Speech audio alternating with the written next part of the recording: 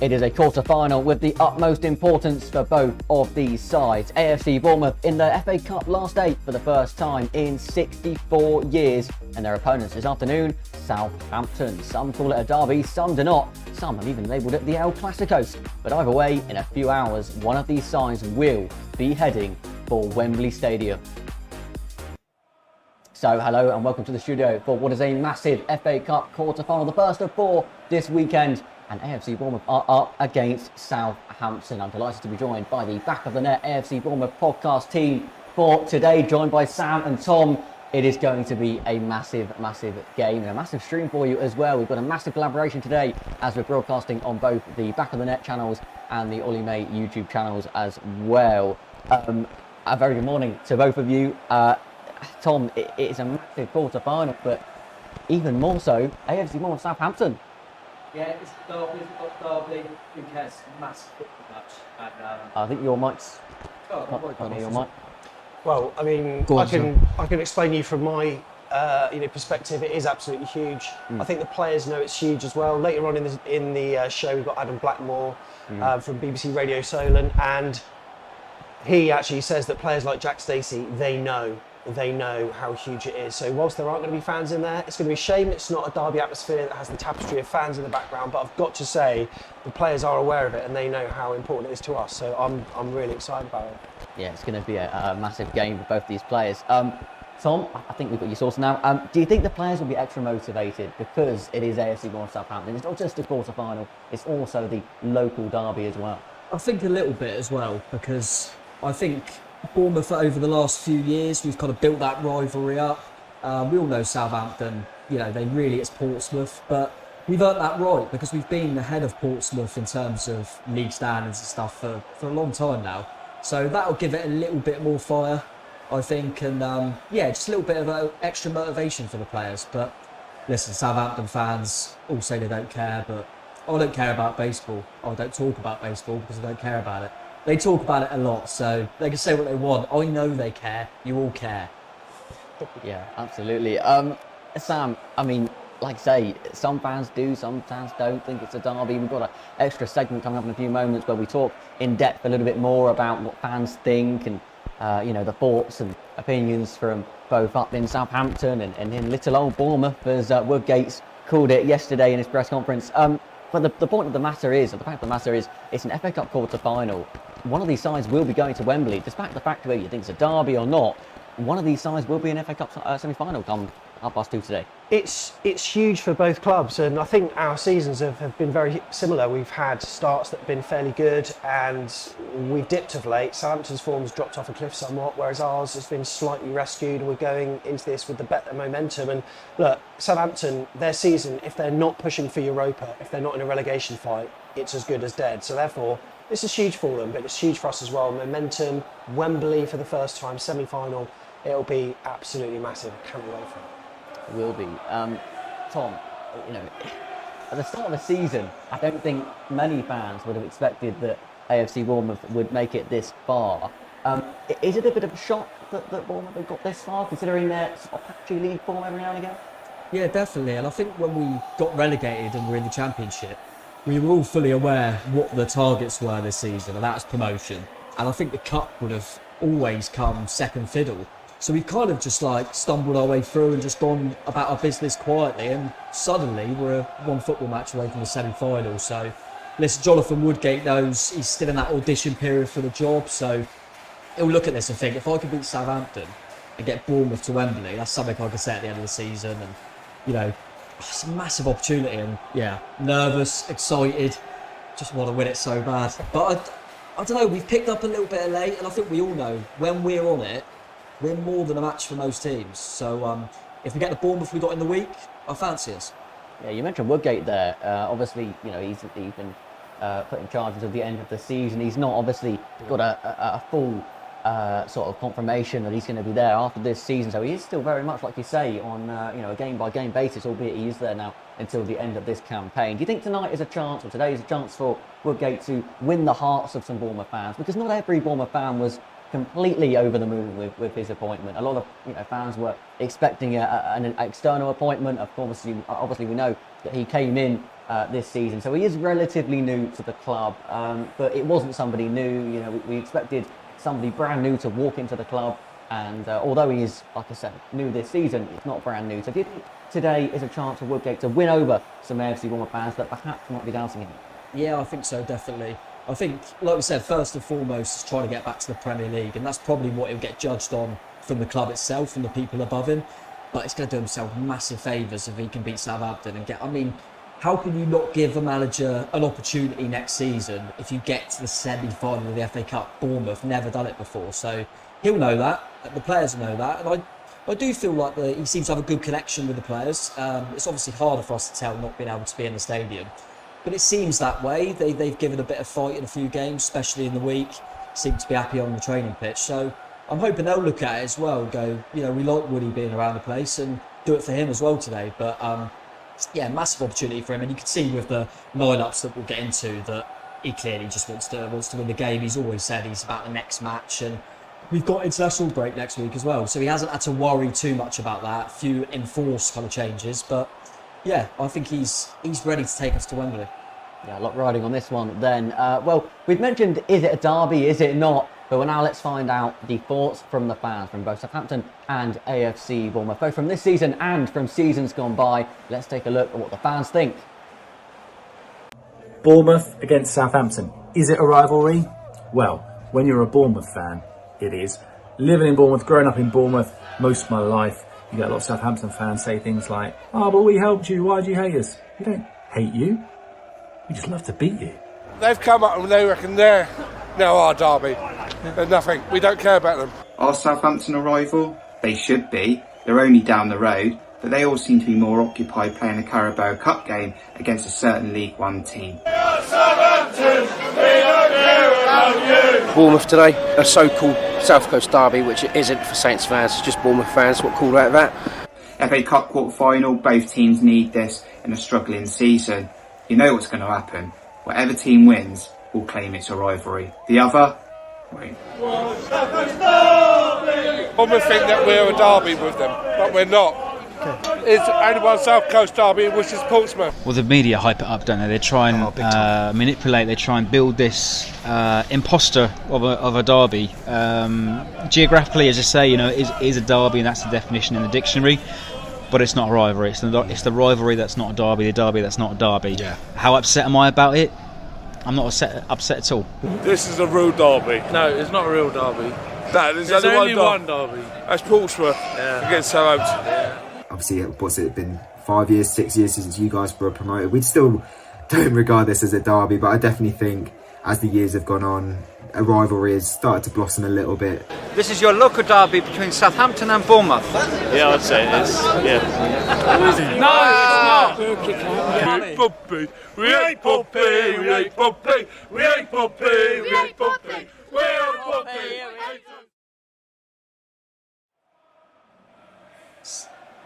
Some of Southampton's finest supporters there at the end. But I'll tell you what, really interesting piece. And look, maybe it's not a two-sided thing, but Tom, it's fair to say that had we stayed in the Premier League, that intensity would be a lot more, wouldn't it?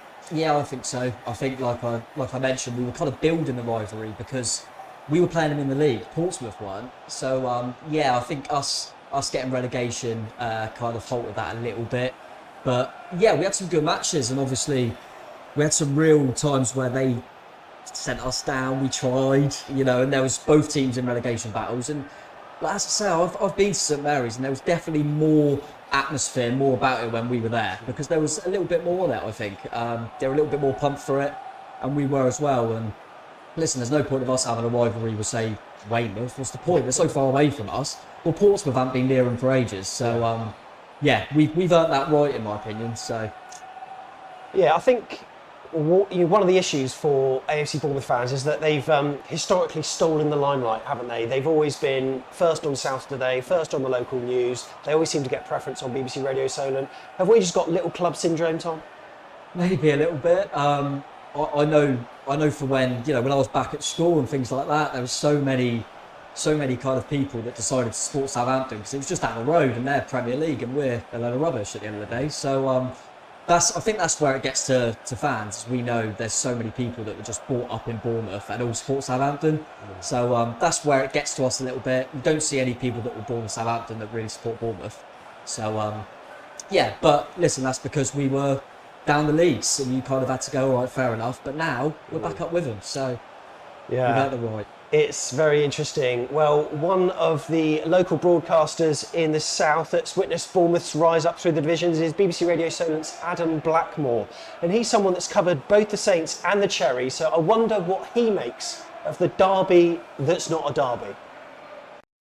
I actually think it's as much, or if not more, a rivalry these days than a derby, given that, you know, the derby itself has only become regular in the last 5 seasons. I think that, you know, that means to me the rivalry's grown, because I don't think I hear as much little old Bournemouth stuff as I used to a few years ago. And of course, winning at St Mary's recently, I thought upped the rivalry even more. So I think there's more rivalry than there was certainly a decade ago when they met in League One. So I think the rivalry's built up nicely. Because fans of Southampton don't want to call it a derby because of the Pompey game, let's call it a rivalry. So how did the intensity compare? Because it was only a few days between us travelling up to St Mary's, beating them 3-1, and then of course Saints had Portsmouth in the Carabao Cup. So could you sense that there was a difference in intensity, or was it fairly similar? No, there is a difference in the atmosphere. There's no doubt about it. I don't think there's any malice or ill will in the Bournemouth-Southampton game, but I think there is lots more of that in the Pompey Saints game. I think it matters more to individual people who support either side. At Dean Court on Saturday, it would be brilliant to have the tapestry of a derby with the fans in the background, but it's not going to be there. Obviously, do you think the nature of the whole derby thing is going to be lost because of the empty stadium? I think in derbies more than in other games, you feel it more. Like I said, the electricity at Fratton Park when Saints played there in the League Cup, you're not going to have that, however much you want to create it yourself. And we would all tell you that when we're commentating without crowds, we've had to adjust in a way and sort of force our levels, because usually we have to talk above the crowd noise. You sort of have to find your own pitch to make sure, am I being excited enough here? Am I giving it enough? Because, you know, you haven't got that natural backdrop to get over. And I certainly think in derbies, you miss that. But, you know, because we know the occasion is so big this weekend, and it does mean a lot to both sets of fans, both the town and the city. There's an FA Cup place at Wembley at stake.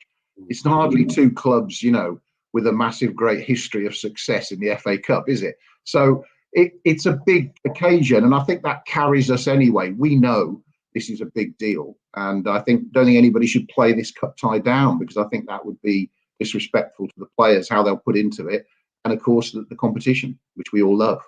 I thought Tuesday's win over Swansea was really important to bounce back from the Barnsley game. And I like the sort of gritty determination that comes across in Jonathan Woodgate's interviews. Southampton's season has fallen off a cliff since they beat Liverpool, oddly enough, at the start of the year. And they're still looking for that pick-me-up, really. They had the win at Sheffield United, but then went backwards against Brighton. So, you know, you could actually say the Cherries will be feeling better about life than Saints going into this game. And I think that's a fair comment. So obviously Adam would have seen most of the encounters between two of these local sides on the south coast. He would have been there, of course, to cover most of the tasty encounters that would have been played between AFC Bournemouth and Southampton in the 5-year AFC Bournemouth Premier League spell. We can bring up the history of these two clubs now, and Sam, plenty of decent games between these two.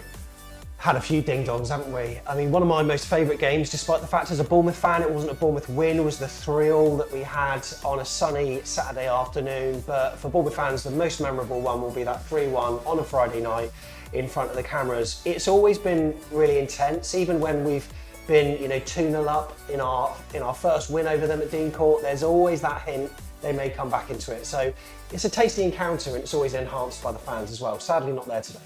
Absolutely. Tom, just briefly, before we move on, AFC Bournemouth, of course, have the massive game at Dean Court against Southampton earlier last year now, in the relegation campaign. Will Bournemouth want revenge today? Yeah, I think so, definitely. I think that was the game that, looking back, we kind of felt, was that the one that done it for us? We had the VAR disallowed goal at the end for Surridge, and yeah, I think, listen, there's always a little bit more to it when you play at Southampton, and definitely be looking for revenge, and what better way to do it than to get to a semi-final of FA Cup, eh? Well, what AFC Bournemouth team is out there today then to do the business? The teams were released at 11:15 today, and many Bournemouth fans probably won't be surprised by the fact that it is unchanged apart from 2 players. Ben Pearson comes in for Jefferson Lerma to add some midfield bite, I'm certain, and Roro Riquelme, who impressed towards the end, especially of that last 3-0 win against Swansea. He also starts as well. He's got a lot to prove, but other than that, we are looking like a strong side. So there we go, that is your AFC Bournemouth team lineup today. So, Tom, you have seen the team. We'll get your views briefly, but Ollie, Saints. Yeah, so these are the players lining up then for Southampton. You can see that they've made one change at the back from the team that played in the last round. That's Yannick Vestergaard coming in for Salisu at the back.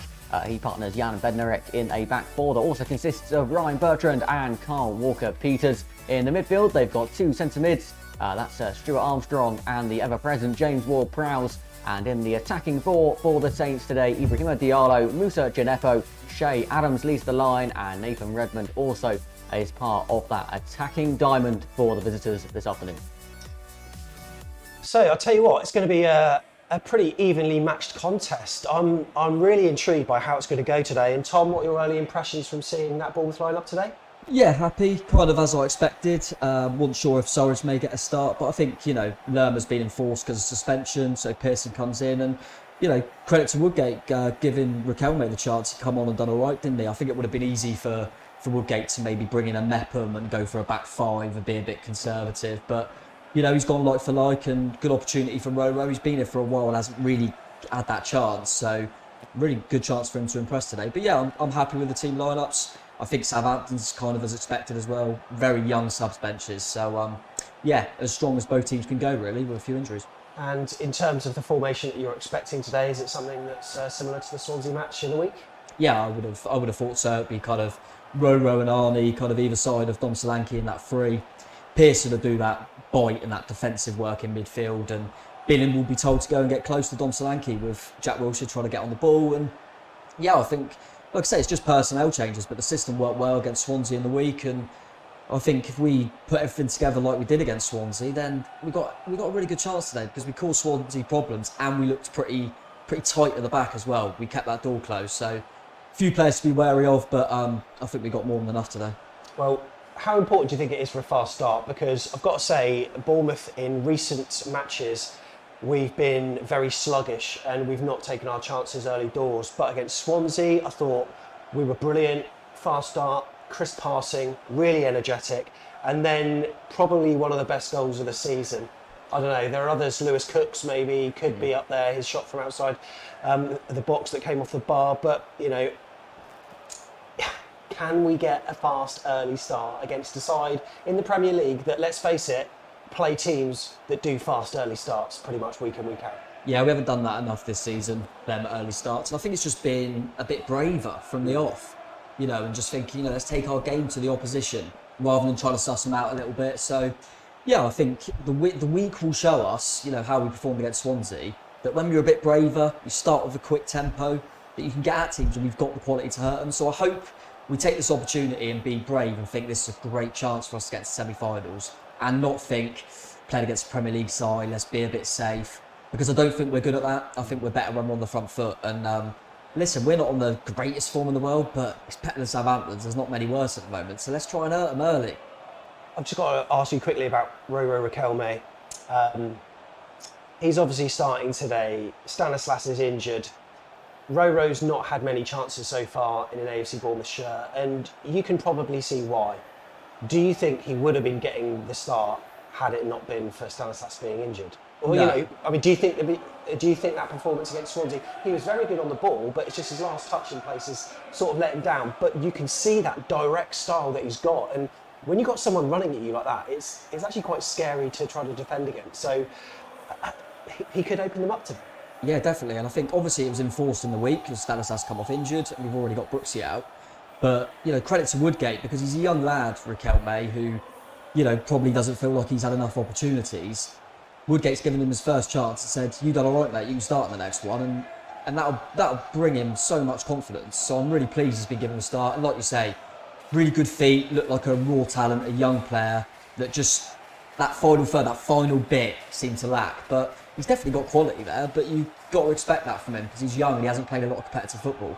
But good opportunity for him today, and I'm really glad Woodgate's just chucked him out there, to be fair, rather than being safe and trying to go with experience. Just go, "You've done all right for me, here's your chance." So I think he can run at them. I think Bertrand likes to get forward and things like that, so he could take advantage of that. But he has scored for us a couple. He scored in this competition, I think, didn't he? So he's done all right when he's been on the pitch for us, really. He just hasn't had that many opportunities.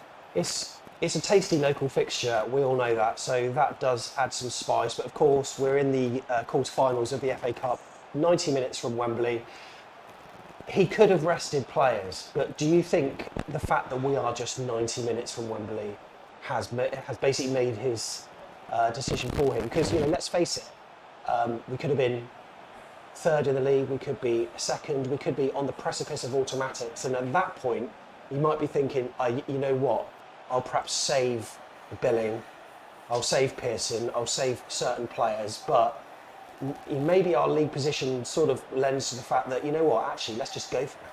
Maybe a little bit, but I also think that Woodgate's been very open about next game.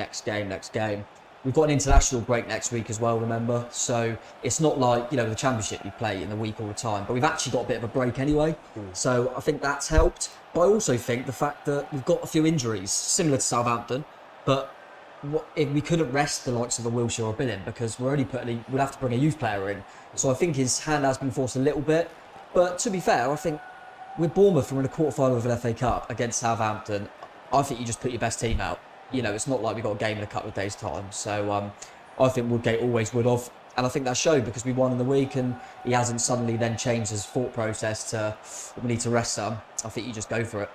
So in a minute we'll chat about the Saints team, but I want to come to Ollie next and just ask you what your thoughts are on Bournemouth's season so far, and how realistic can Cherries actually get to Wembley? Can it be done? Small club, let's face it. Yes, we're in the Championship.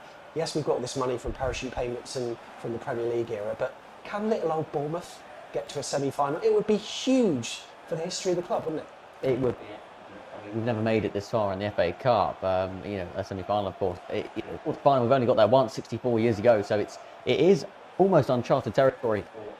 Certainly in my lifetime, I've never seen anything quite like this. We've been up the leagues and had this fairy tale story going through the Football League up to the Premier League. I think that's been sort of what everybody knows AFC Bournemouth for. But certainly nothing I've seen is like this cup run.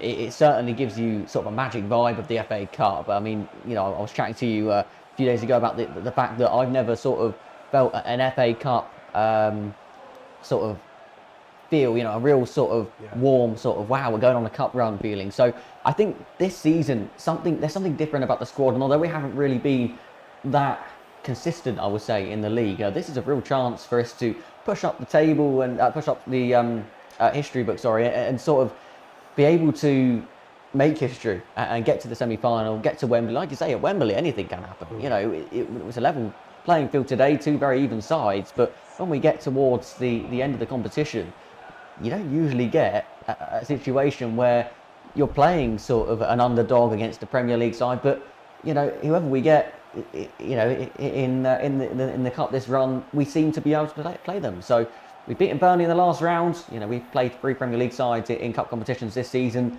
I think we'll be up for this one. Interesting. Well, yeah, we'll have a chat about the Saints side shortly. But Tom, I just want to say, playing behind closed doors, it's sometimes, well, of course it lacks atmosphere, but sometimes it almost lacks the competitive edge or that extra 10% you get from having the fans there with you. For a lot of the times this season, it's almost like the teams have been treating it like a training game. Their reactions to goals haven't exactly been very ferocious. They've been, almost very chilled out. Now, even though there's no fans there, this is a pressure fixture and possibly one of the most ferocious games that we'll have this season. Yeah, it's a massive game, and it does make it difficult because I remember when we alluded to it earlier when we played them behind closed doors last year now, and I didn't feel like we were up for it when everything was on that game. So hopefully we'll have learned from that.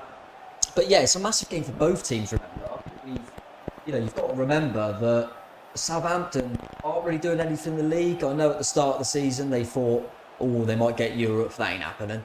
So they'll be looking at it and going, we beat a team in the league below. We're in the semi-final at Wembley. So massive game for both clubs, remember. It's not just us. So huge game, all to play for. I don't think much more needs to be said. The players should know what this means today. Yeah.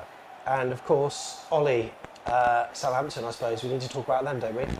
Yeah, they've got some changes in the lineup, of course. Only one change from the team that played in the last round, but one player that is missing, of course, is also Danny Ings. I mean, it's a massive miss for Southampton. He, of course, is a former AFC Bournemouth player. That's a massive miss, isn't it, for Southampton, Danny Ings? Huge miss. We know exactly what he can provide in terms of goals. He has also got that added incentive when he plays a former club, so I'm sure to get one over them. Scoring against Liverpool, scoring against Bournemouth, scoring against Burnley. I'm sure he absolutely loves it. Part of me thought he was thinking of us a little bit during Project Restart, where he missed that penalty and made it easy for Aaron Ramsdale to save it. Alas, it didn't result in us getting a victory. Well, we could have got a draw but for VAR, which is back today, but that's a story for another show, I'm absolutely certain. Yeah. He's going to be huge for them. He's got a telepathic relationship with a lot of the players in that side. Him and Ward-Prowse, I think, combine really well. And to not have him in the side, obviously it adds a huge bonus, but then there are other players that have got points to prove as well for Saints. So, just because Ings is out, I'm absolutely certain the players won't be taking it any more lightly. No, and another player, of course, that knows both clubs very well. We've got a graphic to show you from a player that knows Southampton and, of course, AFC Bournemouth now this season as well. That's, of course, Shane Long. Tom, of course, he's tiny, can't play today, but how will he be feeling? He's in the crowd tonight, of course. Also this evening, I should say, or this afternoon. It's been a long day already, isn't it? Shane Long, he's not on the team, of course, can't be. A player that AFC Bournemouth could do with, if Surridge and Solanke probably aren't, on their top form. Maybe he's someone that AFC Bournemouth could rely on. Yeah, he's been brought in and needs to cover, kind of the other strikers at the club when we lost Josh King in January. But obviously he can't play today. It must be a weird one for him. He's a Bournemouth player, but he's a Southampton player. Really, really bizarre. I don't know who will actually want to win. Does he think that he could get a deal here at the end of the season? Or I'm not sure. Honestly, not sure. It must be a weird one for him. He's come in and bundled a few goals for us, hasn't he? But he hasn't set the world alight. But yeah, it would have been. I don't think he would have played anyway with Dom Solanke playing, but he would have been an option. But it would have been a weird one for him anyway. I think in terms of the injuries, they've got, like you say, they've got a few injuries, we've got a few injuries, but as much as we're missing some key players, Stanislas, Brooks, I think I would rather both teams have the injuries because I think Danny Ings is the biggest player to be missing today. Yeah. We're missing some good players, like I say, but they're missing their goal scorer. So, yeah, I would take our injuries if it continues with theirs. So, yeah, they've got, I think, Walcott's out as well. They've probably got a few out, haven't they, I think. But I don't take much notice of Southampton because I don't care about them. Absolutely. Well, Sam, one player that, of course, AFC Bournemouth relied on this season in the FA Cup is Phil Billing. I think we've got an extra scene that we can show you of Phil Billing's stats this season. But, he's been massive, hasn't he? He hasn't scored or assisted in this FA Cup. You can see his stats there. But he was massive, wasn't he? Especially in the game against Burnley. Yeah, I tell you what. I mean, he's a very tall player, and you'd think being a tall player means he's aerially decent, but he's actually not good in the air. But what he is long and gangly, and he can put his leg in from seemingly about 10 foot away and somehow take the ball off an opponent. And he gets up there. He's much better in a 3. I think we all know that by now. Like Bournemouth fans who are watching will, know that in a 2 he's not so effective. In a 3, especially when he's advanced further up the pitch, that's when he comes into his own. He somehow found so much space against Swansea to fire home that scissor kick. Lovely early delivery from Danjuma. But yeah, he comes across very pedestrian at times, very almost lethargic, and seems to coast. But despite the fact he looks like that, he's actually running fairly quickly with the ball, and he's got quality. Technically, he's a very good player. So I think he's going to be absolutely huge for us today. And whilst Bournemouth fans so far have had a bit of a love-hate relationship with him, I think they're starting to love him, and I think Southampton certainly are going to be aware that he's such a big threat as well. So could be a pivotal player today for Bournemouth. Yeah, absolutely. Well, of course, he's not in the starting lineup. Is he in the starting lineup? Yeah. He is in the starting lineup today. Well, I mean, for Southampton, that's going to be a problem for them. Then, we look at Southampton. It looks like they're safe in terms of Premier League safety. It's not confirmed, of course. There's still a little bit of worry going on at St Mary's and with their fans that they might just be dragged into it, but I think it's fair to say that they're pretty much safe. So their season seems to be fizzling out. How big is today for them? Because a chance to get into the Cup semi-final. We spoke to Dan Hargreaves in midweek, and he said, this is it for us. We of course still are looking over our shoulder a little bit for relegation, but it seems that they should be okay with another win or two, especially when they're playing a couple of the sides lower down in the next couple of weeks after the international break. So this is it, isn't it? All or nothing really for Southampton. Look, when their fans are coming on to the AFC Bournemouth Facebook page to tell us that they don't care, of course it matters. It's huge for them. We've got a funny relationship. We've also, we've all discussed the rivalry already, but it is huge for them. Look, Wembley, despite the fact that I feel as though the FA Cup semi-final shouldn't be at Wembley, I think they should be at neutral grounds like they used to be, but I'm one of these old school people that like everything traditional as well. I'd probably have it whereby the goalkeeper can pick up the ball once it's passed back to him. That's how bad I am. However, yeah, huge. Wembley, under the arch, what an incentive it is. And let's face it, we don't know how the other matches will go. There's a chance for them to reach a final. And yeah, look, they're not pushing for Europa. I think they'll probably be safe this season. They usually are. Therefore, all their focus is going to be on this game. And look, for them, let's face it, they were looking at the draw and they were thinking, okay, that's the team I want, and they got it. Yeah. And we were looking at the draw thinking, okay, there's two teams we want, Sheffield United or Southampton. Okay, we didn't get Sheffield United, we'll have Southampton instead. So both teams weirdly think this is a winnable fixture. So it's so exciting.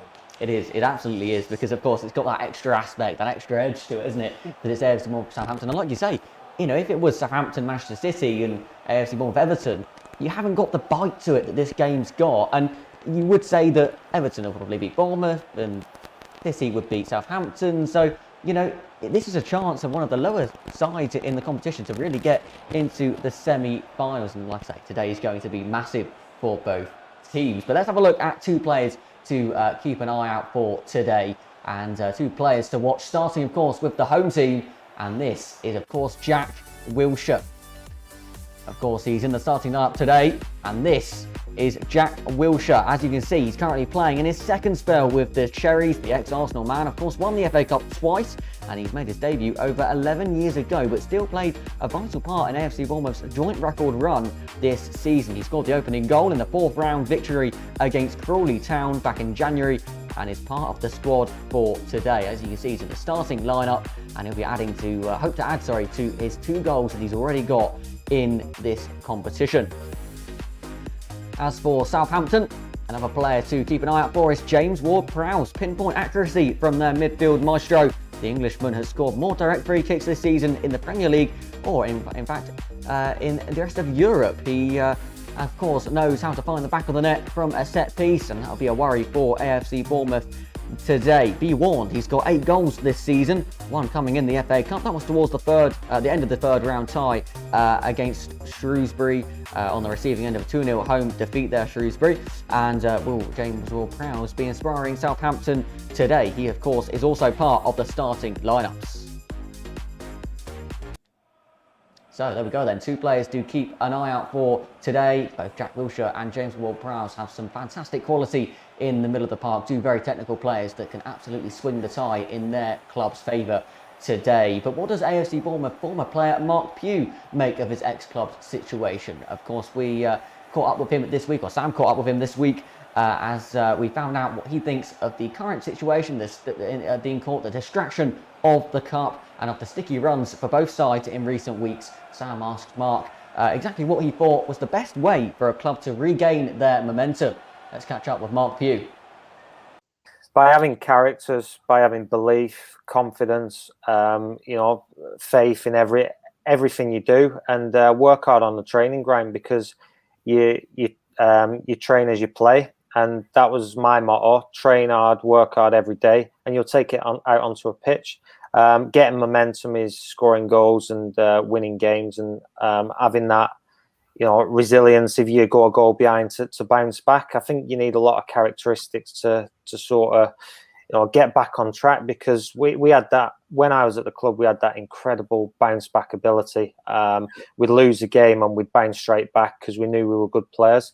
I think confidence and belief play a massive part in that, and it's having good people around you as well, surrounding yourself with positive people.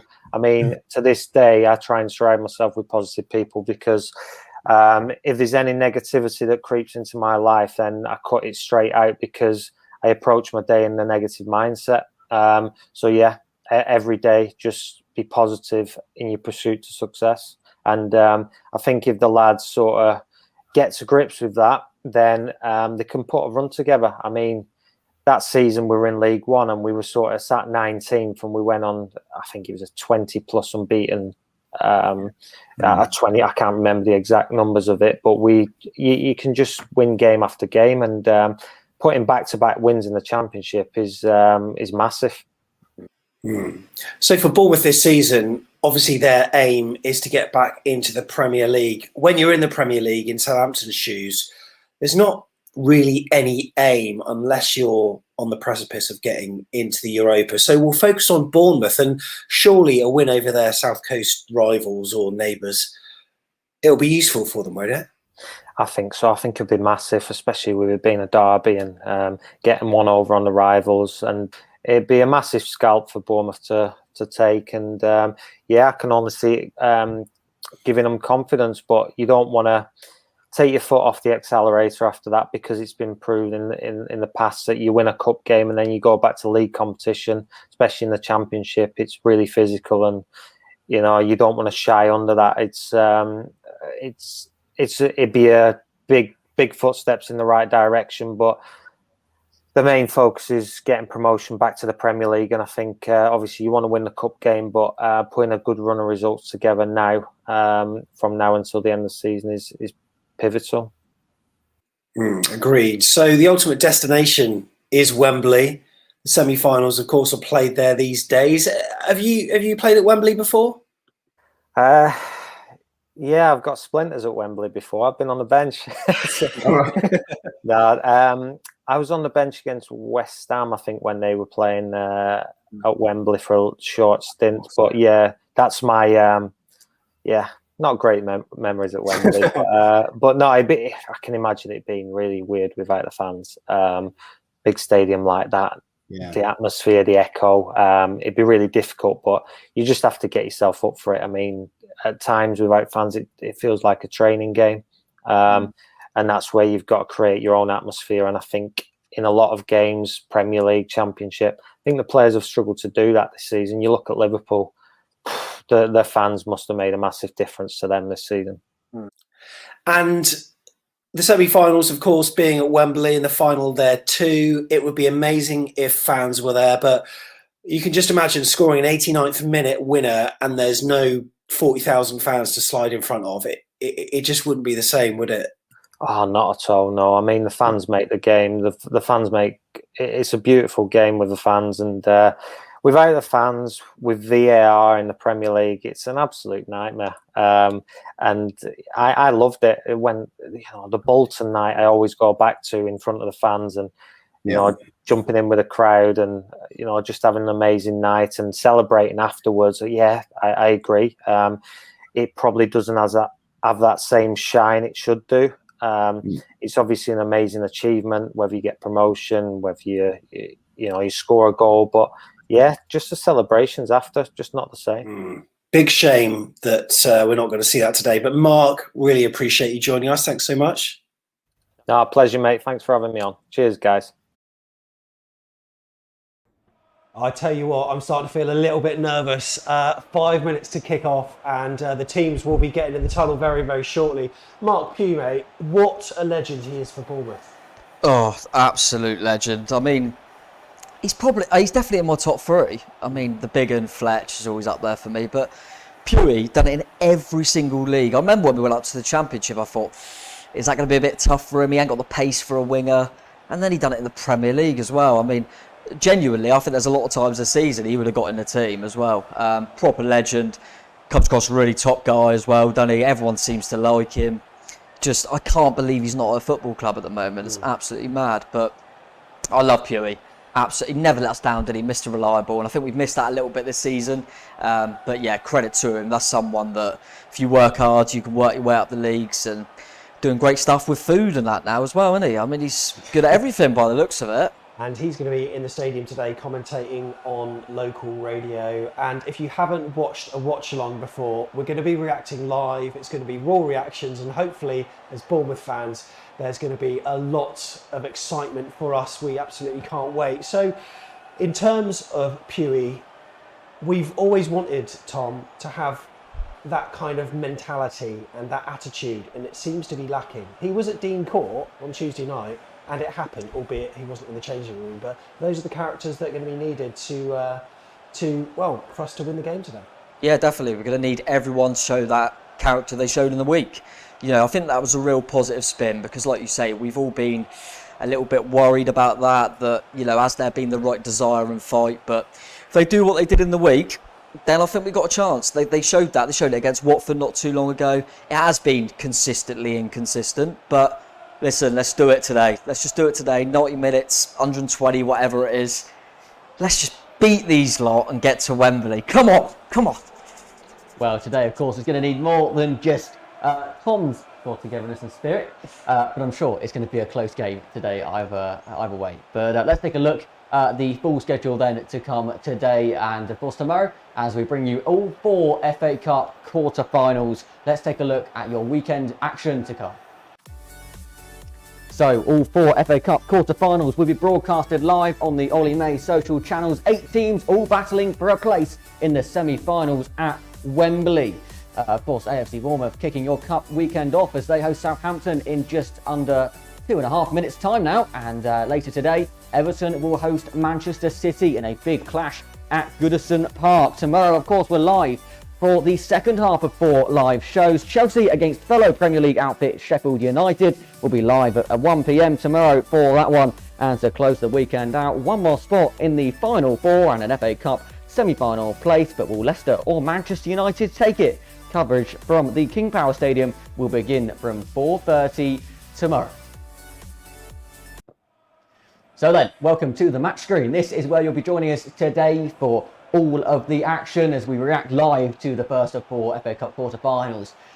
I cannot wait for this one. I'm genuinely nervous now. I'm starting to tremble. Tom, how are you feeling? Nervous. Very nervous, yeah. I mean, I'd be nervous anyway, but it's them lot as well, isn't it? Quarter-final. Just what an opportunity. What an opportunity to finally get to a semi-final. Never done it before, so exciting, and I just hope the players are up for it. I really do. It's just we've never done it. We can get to a semi-final. I mean, the more I think about it, it's crazy that, little old Bournemouth, as Woodgate said, we can get to a semi-final with an FA Cup here. And I always think in any competition, once you're in a semi-final, anything can happen, do you know what I mean? I've always thought that, so it feels like get through this, then we can have a one-off game and we can get ourselves to the final. So let's see, but come on, Yeah, so how are you feeling? Nervous. If you're watching this, thank you so much for joining us on our watch along. We truly do appreciate it. Yeah, it's going to be huge for us. Remember to get your comments in. We'll read as many as we can during the show. And yeah, a watch along provides a chance for us to react. It's like the goggle box of watch along experiences. So right, what's happening at the moment? The teams are in a huddle at the moment. And we've got Martin Atkinson, who is the referee today. And I'll tell you what, as a Bournemouth fan, as well, I'm feeling nervous. VAR is coming in and is coming to the fore today. It's going to be quite scary to score a goal because, Tom, there are possibilities, of course, that once we do score, then it could be chalked off. But we will see what happens with that. It looks like we are starting to line up. We'll get the graphics on screen very, very shortly. Of course, players are taking the knee for Southampton. As a club, AFC Bournemouth are no longer doing it. However, Danjuma is doing it. And we are just about to get started at the Vitality Stadium. And wow, we have now kicked Let's off. get the clock going. I'm nervous. Went out for one first header. I'm absolutely nervous. So Bournemouth are kicking towards the Ted McDougall stand, and that is the South Stand. If you're not a Bournemouth fan, that is housed by the home fans. And wow, get your head on it. Absolutely nervous. Come on, boys, come on. So nervous for this one. It's such a big game, isn't it? I mean, you know, you look at the two sides, very even, aren't they, in terms of the league form. Here's Danjuma going to the left-hand side early. They can't get out of their half at the moment. All over them. He goes, go on, Danjuma, goes past one. Armstrong's there for company. Well, pronounced is Ben Pearson. Is that cool? That's a throwing, which is good. Oh, I'll tell you what, mate. Yeah, the nerves are kicking in already, but it seems to be a pretty decent start for AFC Bournemouth so far, I've got to say. It's hell of a first 50 seconds. Oh! God, blimey. Rico whipped it. Rico on the left-hand side fizzed in across there, and you know, no one could get on the end of it. But you know, nice little touches early doors. Looks like the players are really up for this. So cracking ball. Yeah, very tasty, very tasty. Oh, decent ball that. Yeah. Decent ball. Go on, Dob, keep this game is so big to get an early start, isn't it? You know, two very level sides, like we were just saying. You need to get a good start and really put the opposition in their place. I think Bournemouth had a better start, haven't they? Oh, God. Yeah, we started off well, but like I say, it is only a minute and a half.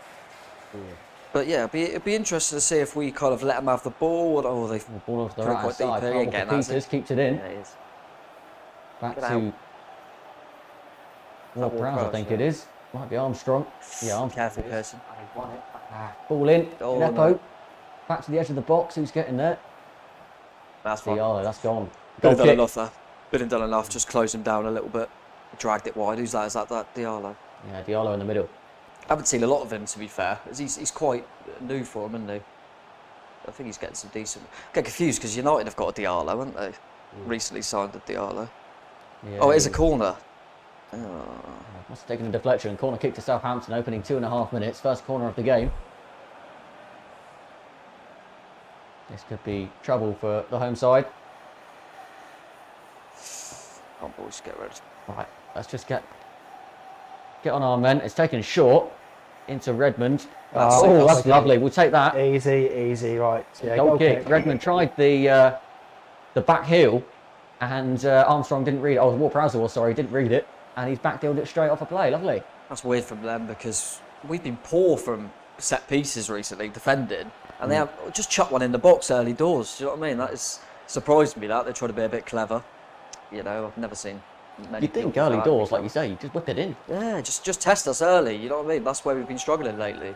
But that's a poor kick from Begovic. Yeah, straight out of play. Near the east stand here on the broadcast angle we've got for you. Come on, boys. Walker Peters then to get the ball back into play with the Southampton throw, just about inside the Bournemouth half. Go on, get there. Well That's Billy. it. Well done, Bill. That's it. Get stuck in there, and Dom Solanke just needs to be chasing as much as he can down. Good pressing. I like it, Dom. Yeah, Billing's definitely advanced again, isn't he? He's virtually alongside Dom to press it, which is good. Yeah. Cherry plays best, isn't it? Yeah, definitely. I've rarely seen him have a good game in the kind of deeper role, but he always plays well when he's advanced. So, really pleased that Woody's carried on with that. That's not foul. Get up. Right, so throw into AFC Bournemouth. We're in our own half on the right-hand side. Yeah, you know what? I'm feeling a little bit, less nervous now, and just, wanting to see some real positive things. Southampton with the high press at the moment, actually, and they've got the ball back. Actually, this is a dangerous area for them. He's going to shoot from the edge of the box, isn't he? Dragged it, is he? All right, Rico can clean up. Get it out, Rico. Get it out. Well done, Phil Bill's got Nothing silly there, Philly. And this is what I mean about Phil Bill, right? He's just got this casual approach, casual style, and then he seems to win it back. His long... It almost irritates you, doesn't it, at times? It's such an asset. Yeah. It irritates you, but you know he's trying his hardest. Yeah. But it looks like it's almost like Paul Pogba, isn't it? Where he sort of just strolls about, or rolls the ball to the side. You think, I can't put a bit of effort in, but... I mean, Pittman always had a weird kind of run as well. We always knew he put in a shift in, and I think Berbatov was a classic, wasn't he, back in the Prem? He used to look like he was walking about. But if you do something when you get it, then I don't mind. It's what we've said about Arnie lately. He hasn't been working hard defensively, but if he does the job when he gets the ball, don't bother me. Look at Billing gliding through it. Gets away from a couple of players. Dan Juma on the left-hand side. He's got two for company. Gets away from them, cuts inside. Go on. Past a third, and then rolls out to the right-hand side. Here's Jack Stacey. Whips it in. Does he go for a corner kick? Good play. Come on. That was the old little clappy chant we used to have in the north stand. That's nice. Yeah. Arnie's going to take it again. That worked in the week, didn't it? Carter Vickers, get it on Carter Vickers' head. Cookie hasn't scored this season either, has he? He always pops up with a few goals. He hasn't scored yet. You know what? I'm really intrigued to see if we can get a good delivery here, because without Stanislas, we might actually get a good set-piece delivery, because we saw that in the second half against Swansea, Tom. Bournemouth were delivering in some absolute cracking corners, so I'm just hoping that we can get a decent delivery here. The players look focused here. Just notice Rico's in the box. Didn't know Good ball. Near post, it wasn't over the fence. Back to the keeper,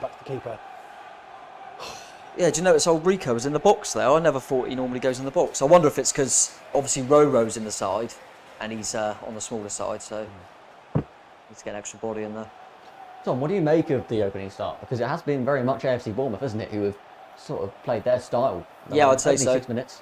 Yeah, I'd say so. They're pressing high, so they've caught us a couple of times, got that corner, but in general, we've started well. We'd have taken this. We look like the team that are having the ball, and we're the team that are trying to take the game to them. They look like they're waiting to suss us out a little bit, but we look confident, which is really good to see. Some nice football here. Look at this. Oh, lovely play. Oh, lucky. Just at the final moment, Danjuma trying to play it back to ref. Billing. Is that a foul? No, says the referee. Yes, got to be. He's got to give that. Go on the right-hand flank here. On the right-hand flank. Can you beat your man? Oh, he can't. Tom, is there a danger of Roro Riquelme? Obviously, we're always a bit aware that he might be a little bit lightweight, and we're hoping we don't see any of that today.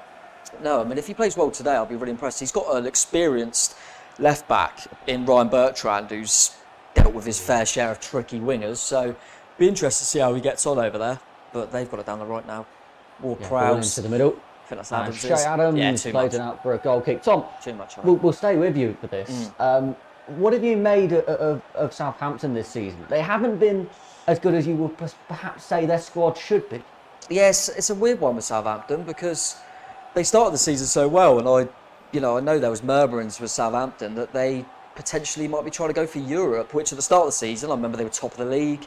They were around that kind of top 8 for a fair period, and they just fell off a cliff, like Sam said earlier. Really weird. Don't really know where it came from, but I think in general they're happy with the gaffer. I think Ralph's done a pretty good job there. They're a decent bunch. They seem like a good side. Let's get it right. But they've just been on a really bad run. But hopefully they continue that bad run today. Why is the ref not giving that? Yeah, I thought that was a foul there. But... Premier League quality ref, of course, Tom. So he's obviously used to using VAR. We're hoping that there are no repeats of that dreaded 3-letter acronym during today's match, because that was probably, when you're thinking of painful moments during last season, that Sam Surridge goal, both for him personally and the club, it did not bode well, did it? No, and I'll reply to that once Rico's got this cross in. Oh, Was I that think- corner? no, I was no, giving it a goal goal kick. kick, a goal Yeah, kick. no, definitely. That was one of the worst moments of the season when I thought we nicked a point, which it ended up would have kept us up. And VAR ruled it out. I mean, he was offside. I think it was Callum Wilson, wasn't it? But Surridge's goal. But yeah, I feel like every time we've had VAR, it's never really gone in our favour. So maybe we'll get a bit of luck today. But not a fan of it personally. But I've seen it a few times in European games, and it's worked quite well. What's kind of the Europa League and things like that? They seem to use. It's very rarely used, whereas we seem to just use it for anything in this country. But see what happens. Hopefully, it won't be all about VAR. That's why I just get fed up of it.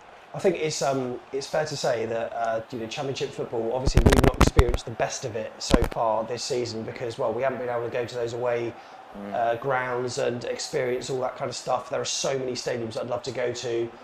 Luton Town's are one of them, just for the eclectic away end, and of course, you're all over the Nottingham Forest for various reasons, Tom. Well, 2 reasons.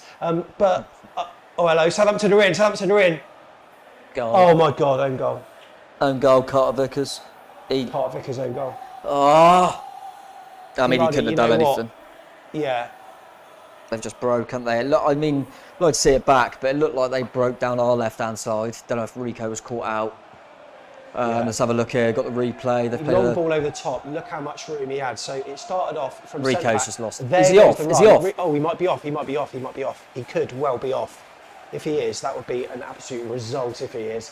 Rico lost his man at left back, and then on the right hand side, it was squared in. The ball was squared in, and if it wasn't cut out by Carter Vickers, it would have probably. VAR having a look.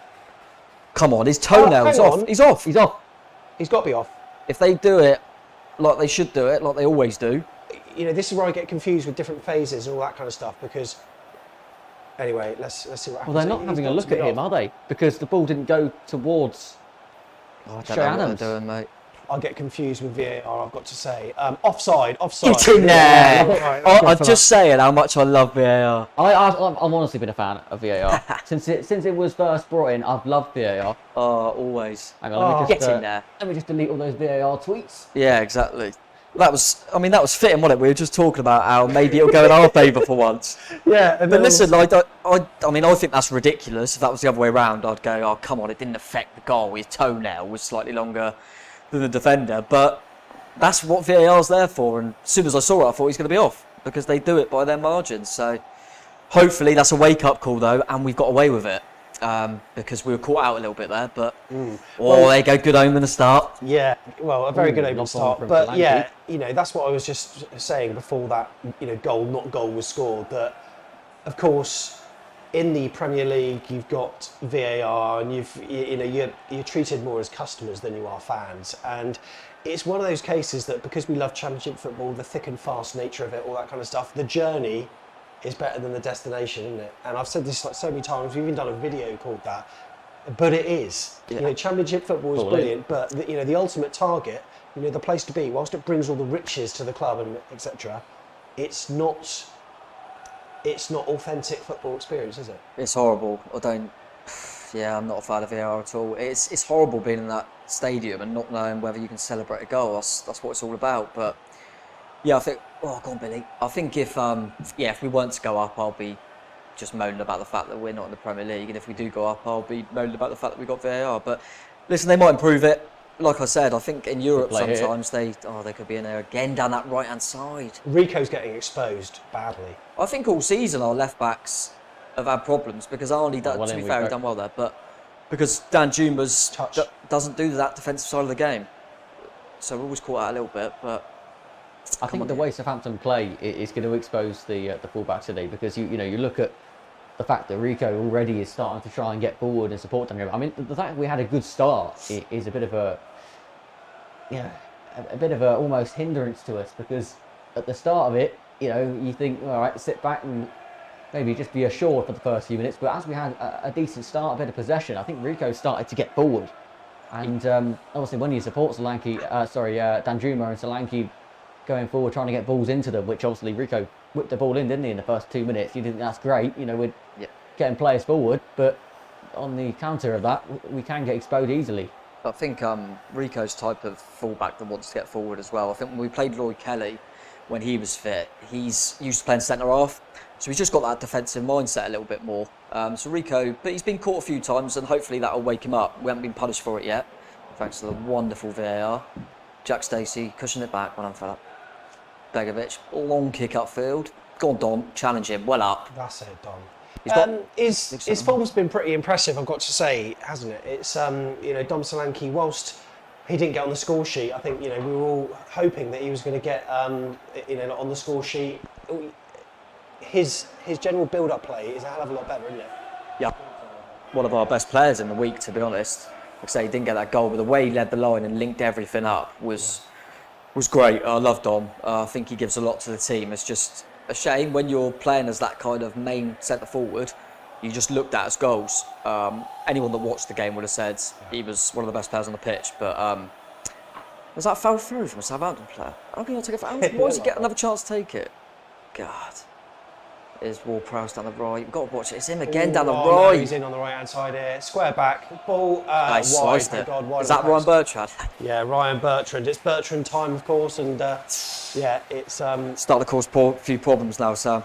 Yeah, they are. But I do feel as though we certainly haven't hit any heights yet. I mean, I think the early sort of 2-3 minutes was actually pretty good from us. But yeah, they are showing a lot of experience, and it's that left side. Yeah, it wasn't actually. Sorry, I said Ward-Prowse. Just seen it on the replay. It was Armstrong that got round, and then Bertrand popping up from the opposite side. So yeah, we just got to be aware of that a little bit more. Just getting caught, but both teams are pressing high. It's quite an open game, which is good for the neutral, not for us maybe. But we need to get. It's all coming down this, kind of our left there, right hand side. Yeah, that's right. We've got it again down there now. Rico. He's put too much on that. Come on, Diego, settle down. Ugh, just. It's early days. I mean, I'm sure there are nerves, from the Bournemouth players because they are wary that they are 90 minutes from playing under the arch at Wembley. So it is fairly shaky. However, I do feel as though we will come into this, and we've got these explosive players that can, at any given moment, punish them. And I don't think we're a team that almost needs to build up a head of steam. Matches can change on moments with AFC Bournemouth, especially because the players that they've got technically.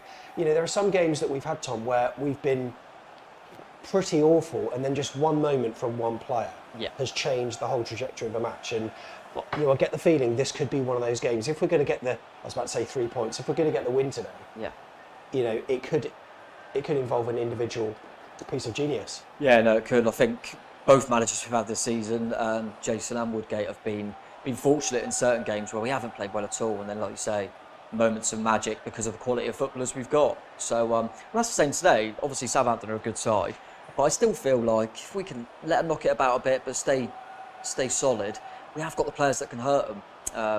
It's a shame because Walker Peters has been out for a period of time, and he's back today. I thought if they could have maybe had a more inexperienced right back, Arnie could really get at him. But they have got two decent fullbacks, to be fair. But I think that was a thing to look out for there. How they got in down the right, and then Bertrand from the left had the shot, and that might be Roro switching off a little bit. He's with Bertrand down that side, and Bertrand's got so much more. Probably the most experienced player on the pitch, maybe. Ryan Bertrand. He's played in the Champions League final with Chelsea, and obviously Roro's probably the least, and they're kind of against each other today. So here is Roro now. So go on, lad. In terms of chance for Adams. Yeah, he should be like. Can't think. Just stand him up. Well done. Get him. Well done. Brilliant. Free kick. Red. Yeah, he's blown. All good. In terms of the individual battles today, Tom, and the kind of duels, are there any sort of tasty encounters between Bournemouth and Southampton players, like any individual battles that will interest you today? I think the midfield would be interesting because, like I say, it looks like Armstrong's over on this right hand side. Go on, Arnie. Good play from Dan Juma. He's lost out. And Ward-Prowse and that Diallo look a bit more central. Ward-Prowse probably been one of their most consistent players, and Wilshire's kind of our main man, if you like. So that'd be interesting. I can see here Ward-Prowse dropping deep, getting on the ball, Wilshere straight on him. Be interesting to see how long Wilshere can keep this high press up as well, and Billing. That's it. Go on, Ben. I thought Billing was caught late there. Yeah, I thought that was a foul on Billing. Referee gave advantage to Southampton.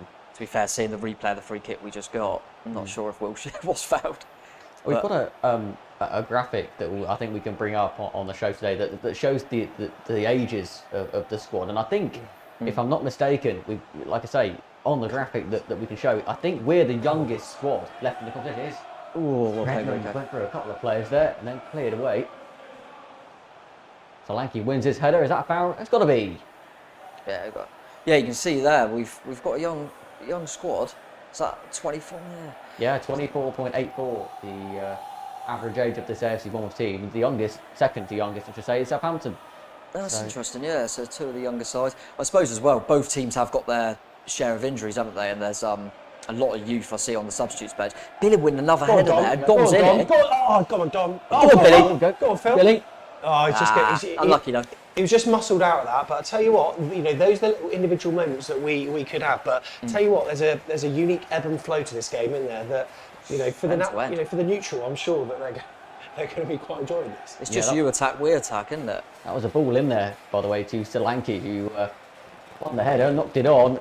Well, actually, one knock on to Solanke. Here's Gineppo, left hand side, on a kick. Do you remember that goal that Gineppo scored in the Premier League for Saints, and it was like an individual effort? I think it was like I don't know, Crystal Palace away or something. I can't quite remember who it was, but it was a superb individual effort. And there are always players like that have these individual moments. You think, he's going to be a danger, but it seems for Saints he's just not quite done it consistently. Who's the kind of player, Tom, that you're most wary of in a Saints shirt today? I'm not sure, to be fair. I think set pieces with Ward-Prowse and things like that. Armstrong's looked quite lively early on down that right hand side, and like we've mentioned, I think they're just putting this corner in the box, rubbish corner. Oh, Dan Jumas flicked it straight out to him though, but they fluffed it.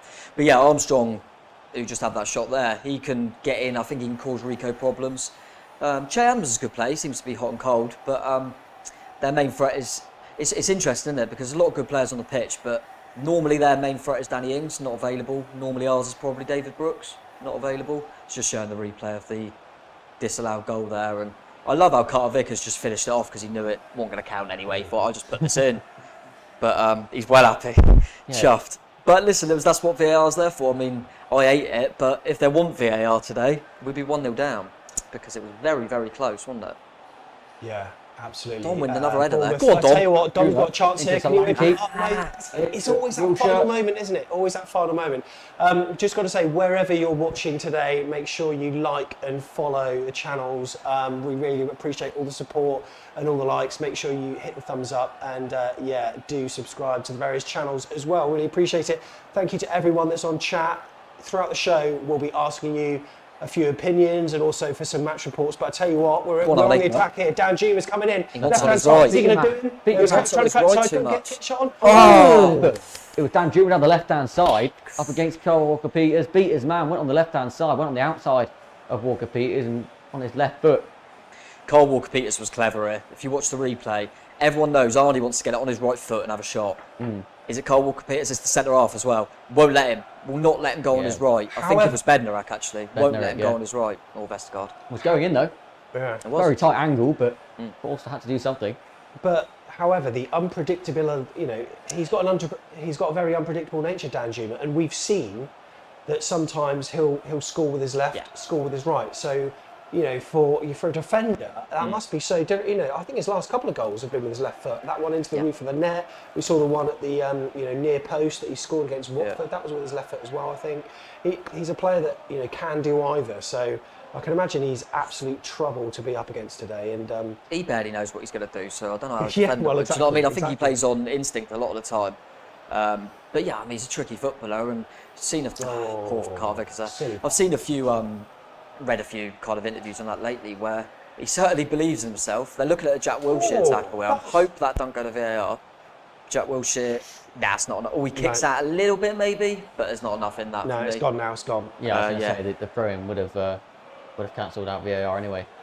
Yeah. Poor Jack. Wilshere actually thought he won it back there, but I'll tell you what, he's everywhere at the moment, Jack. It's whether we haven't got the options on the bench today. Very young subs bench, so it's going to ask a lot of Jack today. Played in the week. I think he'd come off after about 70, but might be asked to do a full one today, maybe even extra time, who knows. Looks like the ref's talking to someone there, doesn't it? Thank you to all the comments from Ethan. We got Chris Hubble, a lot of regular Bournemouth fans here. Heather, thanks so much. Kerry Phillips, legend.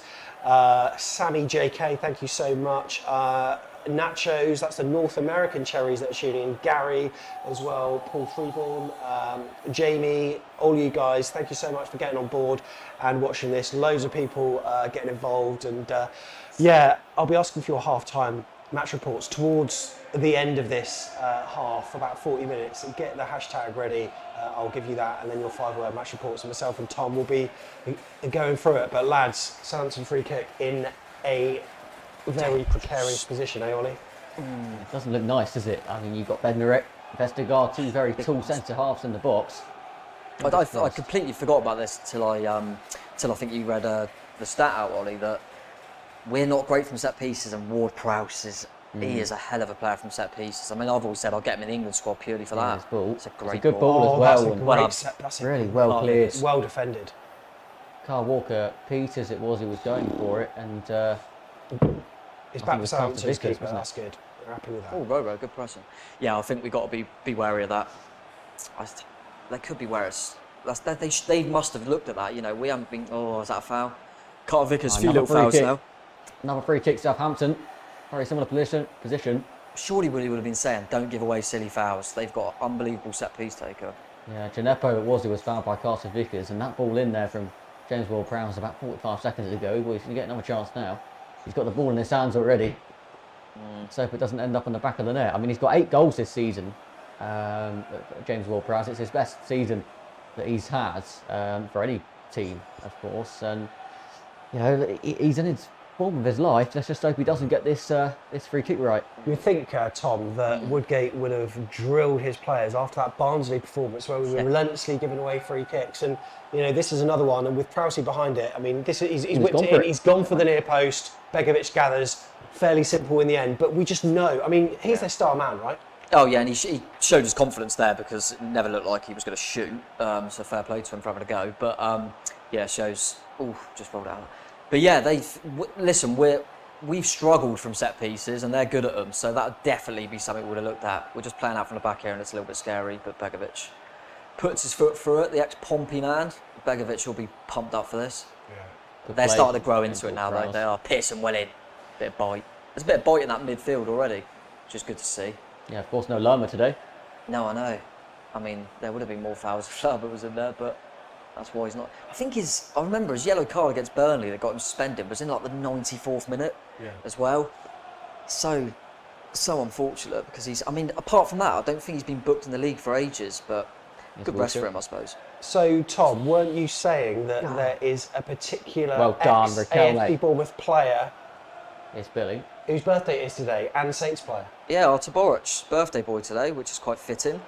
Both clubs love him, I know that.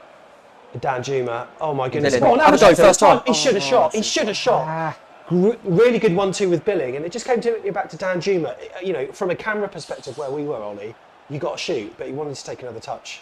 Probably worried he'd blaze it over. But yeah, Tom, if you're Artur Boric, where do your loyalties lie today? Well, I ain't got a clue, so I'm just going to say Bournemouth. Not sure how long he was at Southampton. He was up there for a fair while. I mean, we thank him for that. They gave him to us, but he was brilliant for both. I mean, I think virtually everyone loves him. Celtic love him as well, but he's a class act, old Artur Boric, isn't he? But yeah, happy birthday to him today. It'd be interesting to see who he's supporting. I don't even know where he's living or anything these days. But I think he's back in Poland now, isn't he? Oh yeah, to be fair, he could be. Forget that. He's playing for. Oh yeah, he went back and started playing, didn't he, for a Polish side? Do you remember he turned up to one of those games in Scotland? You know, Eddie Howe didn't know about it. Yes. He was supporting Legia Warsaw, was it? Yeah. Is that his team? Against Rangers, because he's ex-Celtic as well. Exactly. So he was in the crowd, and it got a lot of criticism from Eddie Howe, who of course never really liked those kind of antics. Whereas he had a megaphone. He did. Didn't He had a megaphone. Yeah. Yeah, not just in the crowd, but the crowd. Yeah. The crowd. Yeah. And you know, Eddie Howe, I think, was not a big fan of that, and he said, "Yeah, we're going to deal with it privately." Contrast that with Chris Wilder's approach when Ollie McBurney was in the crowd. Do you remember that? Like, you know, yes. Sheffield United's Ollie McBurney was in the crowd for one of his ex-teams. I can't remember who it was, and he was all for it. Yeah, So, I think it's difficult, wasn't it? Because Eddie was fine he let Ramsdale come in the North Stand when he was injured for a game. We lost to Watford, I think, when Travers went in goal. He also went to a couple of away games as well that season. Yeah, but I think it was just a bit different because Boris was going and supporting someone. It wasn't even the club he was in contract with. But I'm sure Eddie thought, typical Boris. But I don't mind that. I don't mind it. I think if you're going, say Southampton, for example, Boris played for Southampton for quite a few years, like you said. If he was going to say Southampton, Liverpool, and he's he's at the Kop supporting Southampton with his megaphone, then I think it's a little bit different. Yeah. But the thing is, it's a club that's not even. We're never going to compete with them, play against them. We're never going to be involved against them. So does it really make a difference? Probably not. But Yeah, like no. I say, if it was someone else. Oh, that's good. Well played. Nice. Go on. That's taken out. He played the advantage. No, I thought he was playing the advantage. That's a booking. And it's, First booking of the game. Who is it? And it's Yannick Vestergaard. It's Vestergaard or Bednarek, I'm not sure. Oh, it's Bednarek, I think. Yeah, Bednarek. Yeah, it's Bednarek. It was Danjuma who got a lovely little 1-2 away. He was heading down, bearing down on the Southampton goal, and Bednarek just sliced him apart. Yeah, they know Arnie's a danger man, really good feet, and good, one of their centre-halves on the yellow. Keep running at him. Yeah, first yellow card of the game for Jan Bednarek. He's on the booking now for the remaining 60-odd minutes. Of course, if it goes to extra time today, we'll go to an extra additional 30 minutes, and we could go all the way to penalties, couldn't we? There will be a winner today. Of course, we'll be live with you throughout the afternoon to bring you all the action here from the Vitality Stadium, whether, of course, it does go to extra time penalties or not. We'll be here to cover it for you. Here's the free kick. Oh, cleared away. Get the ball in. Decent shot at the near post by Riquelme. Snapshot there. The ball was pulled back and he hit it first time, but he was ahead of the post. It would have been very difficult to actually get that on target, I think, given the speed at what the ball was coming at him at. I mean, that was difficult. Just reactions, wasn't it? Steve Cook it was who received the ball. It was a terrible clearance, I think, from Shea Adams. He just tried to Steve Cook. He just tried to tickle it around, but you've got to get that bang on to get that right. So I think he had to take it on first time. It was fizzed in, wasn't it?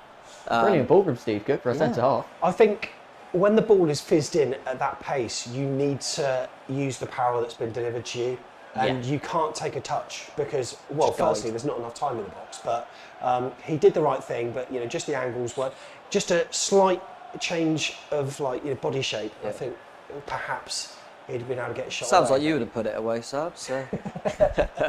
But I've seen you play, and that was going far over the bar. Good pressing though, isn't it? It's quite both teams will fancy themselves here. It's quite open, isn't it? It's a good football match. It is. Good half hour, for a neutral, if you're watching this, first FA Cup final of 4. This is end to end. Already a ball in the back of the net, disallowed for VAR. Southampton thought they had gone ahead, but this is one of the games that, as a neutral fan, you love to watch. As a Bournemouth fan, not so much. I don't know. I'm liking the intensity. This is a good play again, Riquelme. Who's it out? What am I throwing? Whose energy levels can last longer? Because both teams are everywhere at the moment, which is good to see. I can't say that the boys ain't fired up for this. Who do you think is the happier manager, right? I'm not sure. I think maybe Woodgate, because we've caught them. I think they would be frustrated at how easily we've been able to break on them. There'll definitely be things, they got in down the right a few times, which Woodgate I want to shore up. But I think we've got in a few more times than maybe even I expected, actually. Dom's winning most of them battles, isn't he, with the centre halves? Good overlap. Go on. Here's Danjuma on the left-hand side. Now he's holding it up.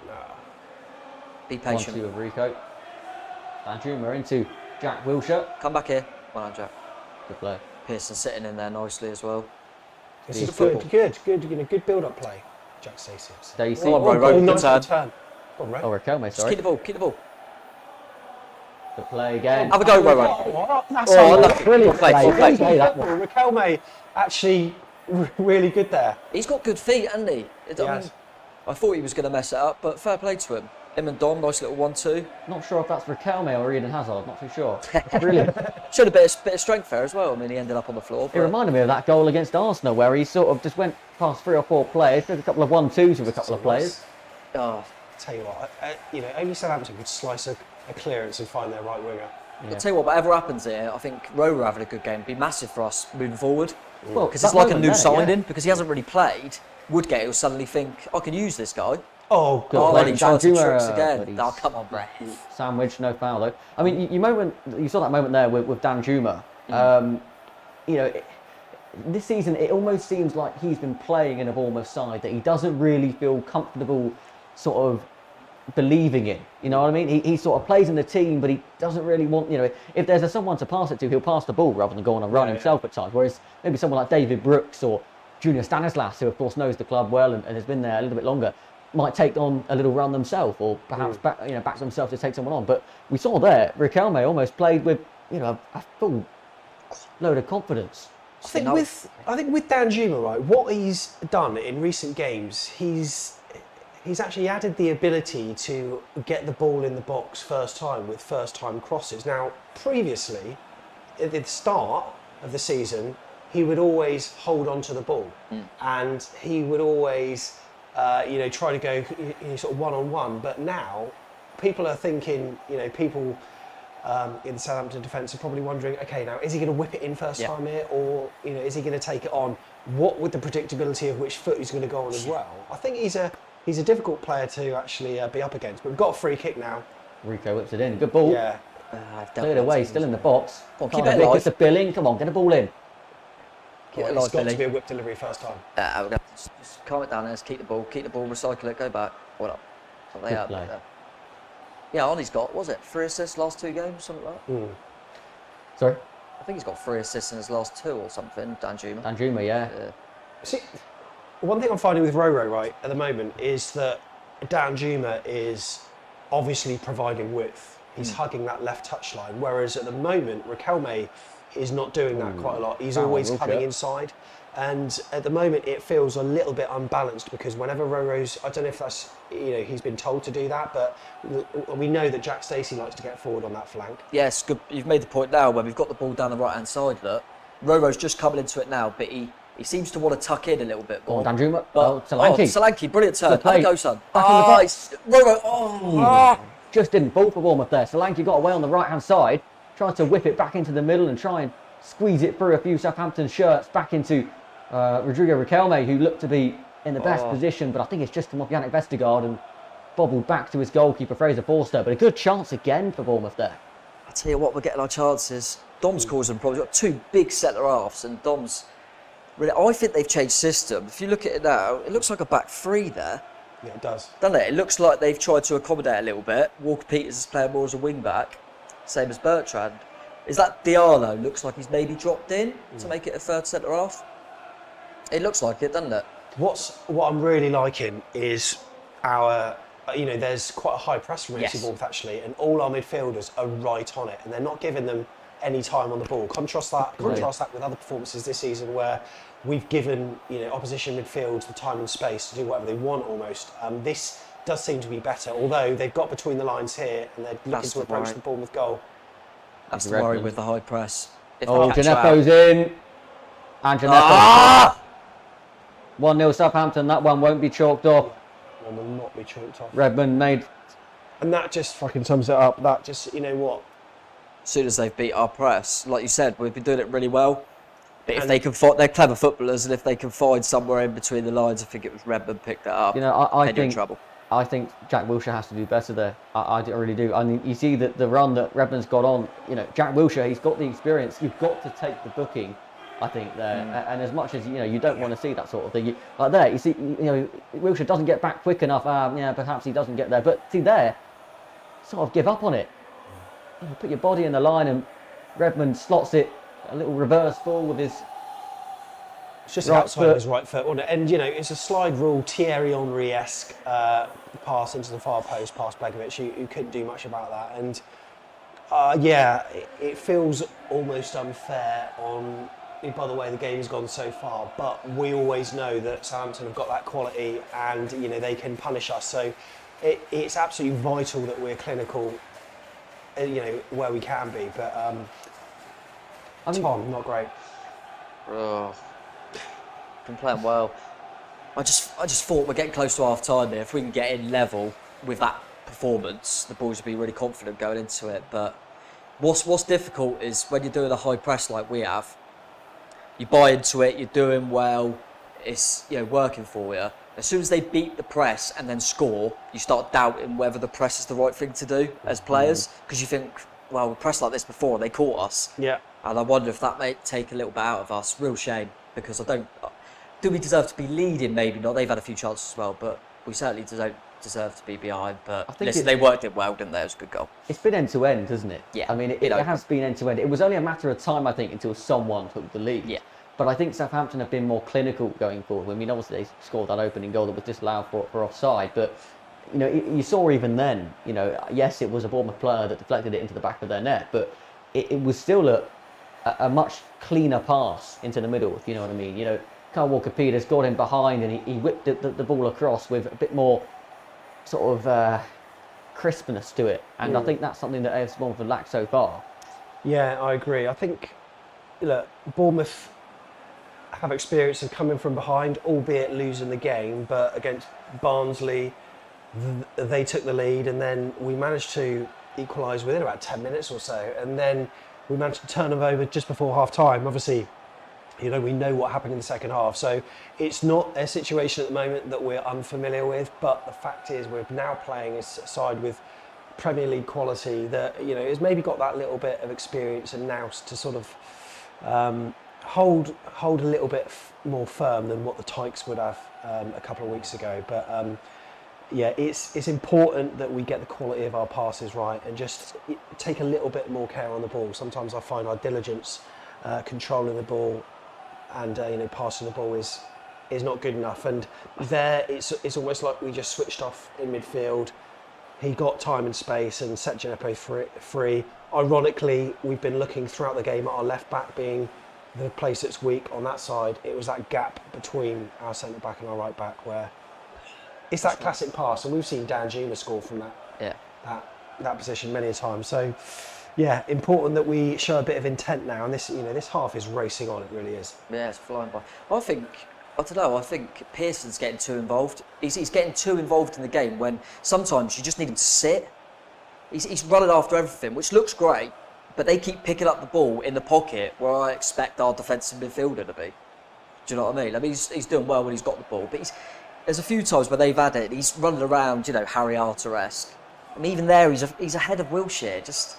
I would like Pearson to be a little bit more disciplined and just sit in front of that back four for 5 minutes. Well, and you not see let some him find players that gap. that do that so well across Europe. I'm not obviously saying they're anywhere near the quality of the players I'm about to name, but you look at players like Sergio Busquets, you look at players like Jorginho at Chelsea, look at Rodri at Manchester City. They're the best sort of dropping back midfielders in the world, in my opinion.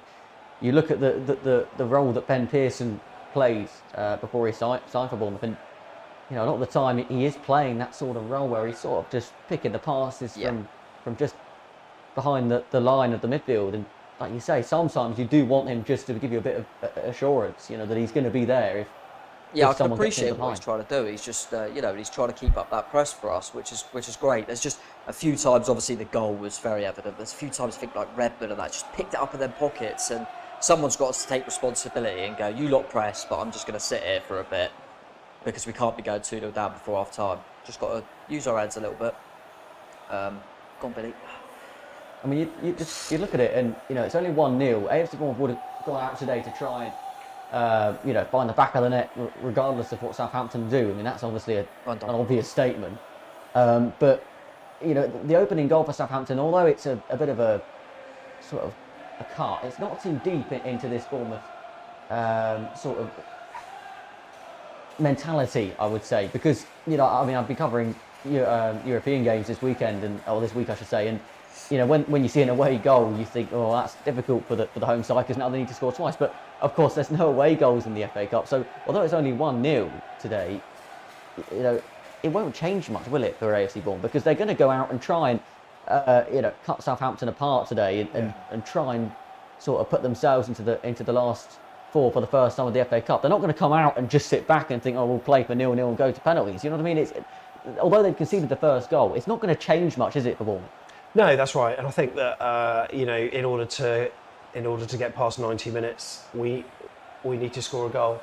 I always expected them to score. Do you know what I mean? I did always expect them to score. Exactly. So it's a shame they got it before after. I just thought we could get into the break level would have been nice. Maybe still could nick a goal, but that's what I mean. Like, you know, I'm sure, like you say, Woodgate would love to get in level rather than 1-0 down. But the fact of the matter is, either way, you know, we're not going to sit back for 90 minutes and try and hope for extra time and penalties. That's not the AFC Bournemouth way, no matter what manager is in charge. So, you know, conceding the first goal, yes, it's a blow because now it means we do have to score. Whereas, you know, before, obviously, we would be going to an additional 30 minutes if obviously no one broke the deadlock. But it's still not going to change the way that AFC Bournemouth are playing. And, you know, I think that's fine. It won't change the way we play, but I think what it might do is it might be harder for us to counter on them because they're not going to take as many risks. They've got the goal. So their fullbacks, for example, are not going to bomb on as much. But I think that will help Bournemouth. I really do. I just look at this season, the teams we've struggled against have been teams that have sat back. I think we like teams that come and have a go. And I think they were having a go at the start and we were getting in. Now they might think we could just sit back and be harder to break down. The only thing I'm not the only thing that I'm clinging on to, but let's face it, Southampton are a team that has been humiliated in front of the globe twice with teams scoring 9 goals. Not just 4 or 5, 9 goals. Take that off your commentary. Some of their fans don't even have 9. I was just thinking that. You know, some of their fans don't even have 9 fingers, mate. Solanke into the box. Pull it back. Who's there? Too much. Raquel, mate. It's too tight. Just needs to be a little bit quicker. And that's what I was saying a minute ago, where Bournemouth need a bit more crispness to their attack. You know, if that's Southampton there, they win the ball, they whip it in. You know, it could come off anyone going to the back of the net. We've seen already in this game, you know, a defender sort of getting in the wrong position and almost being forced to get a touch on the ball, and it ends up finding the back of the net again, doesn't he? But absolutely really well played from Solanke. He wins the ball back now. Bang. Put it in. Danjuma was running in. It should have been earlier.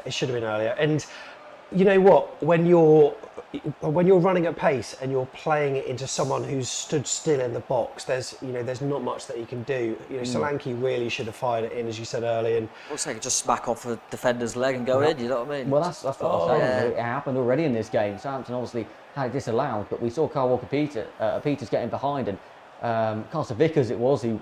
Like you said, when it happened, you've got to do something. You've got to get a touch on it. Oh no, here's Redmond in behind once again. It's really opening up for Southampton. They don't want to concede a second. Still going, Redmond still going and finds the back of the net. That is a massive blow with literally the seconds ticking away. And Redmond shushes an empty crowd here at the Vitality Stadium. That's a trademark that he's done through the years. And there's no one there to celebrate for Southampton, but Southampton fans across the world will be celebrating because they're 2-0 up here. Oh, are they 2-0 up? They've just caught us. They've caught us twice and they've scored 2 goals, and that's the difference in the two teams. There's not been a lot in it. Both teams have pressed well. There's been chances both sides, but the Premier League side has shown how you finish your dinner. Rico there? And Rico went and got committed to the ball and tried to win it when he should have just stayed still. Rico needs to... You've literally got seconds. There. We've got seconds till half time. Seconds till half time. Why is Steve Cook one-on-one? Yeah, it's ridiculous. I mean, the lad's done well. I think the finger's going to be pointing at Rico. Why would you commit when you've got centre midfielders that can do that job? Why would you be causing? And you know what? It was clear for him. All he had to do, Redmond, run into the gap that Rico himself created, and then he drew the keeper. And the finish was fairly simple. Although great finish from Redmond, I've got to say. And it's starting to look deserved for Southampton at the moment, unfortunately. Well, there you go. There's the half-time whistle. It was literally seconds to go. You don't need to do that. I mean, even if Rico wins the ball back there, what are you going to do? There's seconds to go. You're not going to build an attack. Yeah. I mean, that's the sort of thing where experience and the level-headedness of sort of your James Ward-Prowses, your players in that Southampton team that have been there and done it, your Nathan Redmond's there who scored the goal. You don't need to do that. You do not need to do that. Just sit back. If they're going to attack you, fine. There's seconds to go. Frustrate them. This would be a very sorry way to, end our cup campaign if it was to sort of end like this. So I really hope Woodgate can get stuck into them at half time. In many ways, it's a bit weird, Tom, because under Jason Tindall, there was, we had many halves which were very, very poor. And then it's almost like he gave the team talk of his life at half time. And then they came out with different players in the second half. And Woodgate's now got to earn his confidence.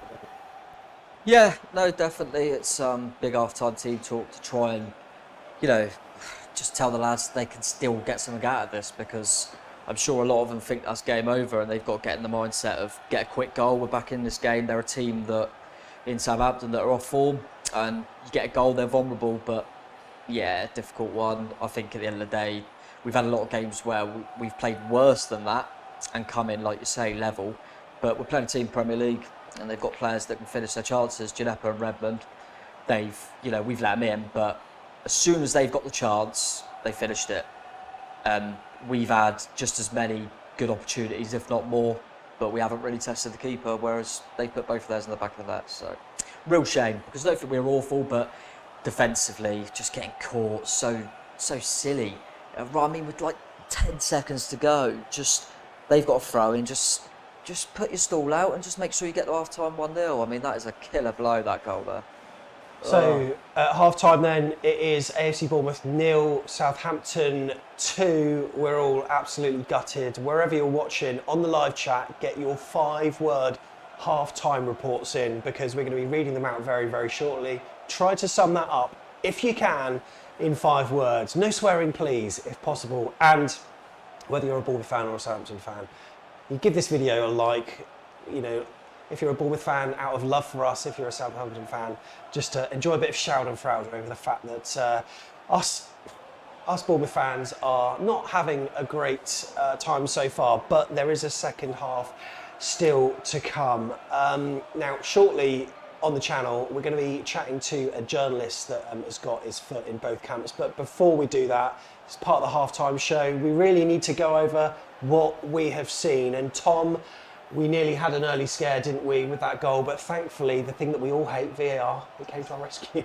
Yeah, I mean, I'm not a massive fan of it, but he was just slightly offside, wasn't he? I wouldn't like it if it was the other way around, but he was slightly off. So, but yeah, that was a good wake-up call, I think. They got in and we got away with it.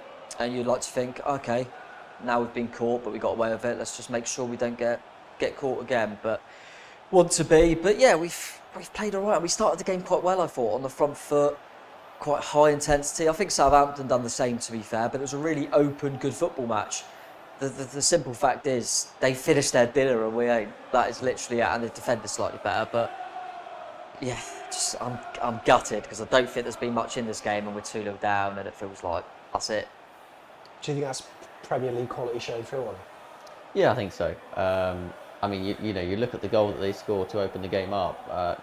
The goal that was given, it came from the wing backs from Bournemouth. That, I mean, I said the first 5 minutes that our good start could go against us, because the fullbacks will start to get out of position, and perhaps they'll let it get to their head where they think, we're in a game here, we're going to go and take the game to them, and you'll get your Ricos and your Stacys going up the sides and forgetting that there are Premier League quality, like you say, against them. And I mean, that was the thing. We had a scare, like you say. Kyle Walker-Peters got in behind, his cross deflected across into the back of Carter Vickers' own goal, and that was a scare, that was a worry. And then the same thing happened on the left-hand side, the right-hand side. Cut apart for the opening goal. Stacey out of position, sort of slips as the ball's then played in reverse back to Gineppo. Gineppo finishes off well. That's Premier League quality, good finish. You get a chance, you get the ball in the box, you finish it. It's his second goal of the season for Gineppo, so he's not in hot scoring form. It's not like it's a Danny Ings where you think, oh, he'll finish anything.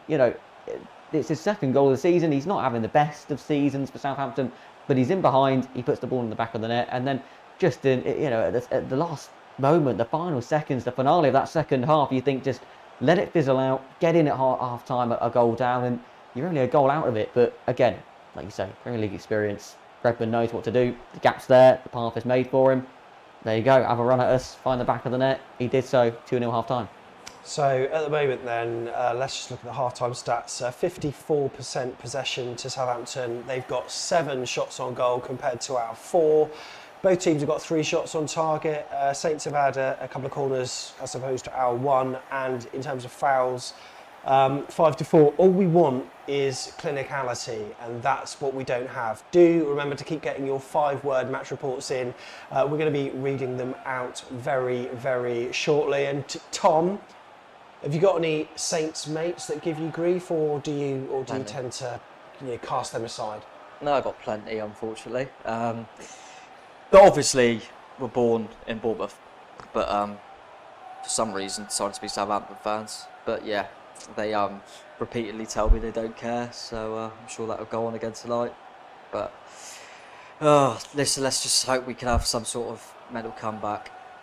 Who knows? Like I say, we haven't got to do a lot different, play like we did there, and just, as you say, just be a bit more clinical. It's just so frustrating, but it's very similar to a lot of football we've seen this season, but Saints have got the quality to punish us, and they've done that, so they deserve the lead in the end of the day.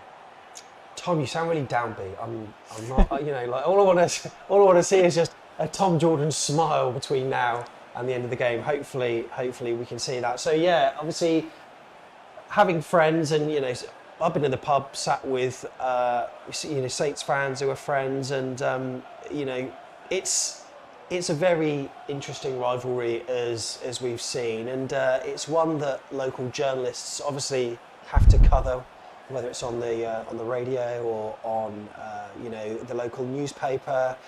And look, we run a fan channel, and it's obvious that we're going to have a certain bias towards our club. But what if you're a journalist that's got a foot in both camps? Well, earlier this week, I chatted to Dan Rose. He's a journalist from the Bournemouth Echo that also covers Saints 2 in the Southern Daily Echo, which is based in Southampton. And we discussed the joys of having a foot in both camps. So will he be writing 2 reports at full time, or just the one? We found out.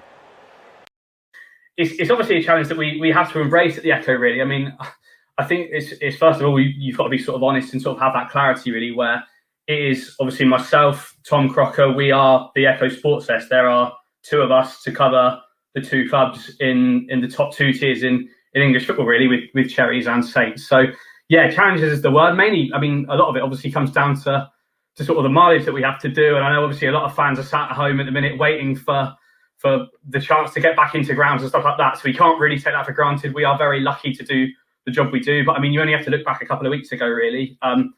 I was doing Saints at Sheffield United while Tom was up doing Cherries at Preston. So it's a lot of miles to cover for 2 people and everything like that. You kind of look around the press box sometimes, and there's a lot of people there that obviously have stuff to send back to the desk, and a lot of staff and stuff like that. We don't have that. We are, you know, the local paper. That's the challenge that we embrace, really. We do our best to deliver the best local content for both fan bases, and do everything we can to deliver the best coverage we can for the 2 obviously very big clubs around the South Coast area. So yeah, it's things to embrace, really, and working with both clubs. I mean, we are very lucky with regards to the media side on both clubs. Are very professional. They're very good outfits, and they're fantastic with us with regards to manager access, player access, and stuff like that, and allow us to ask the questions that we think fans want to know the answers to, really.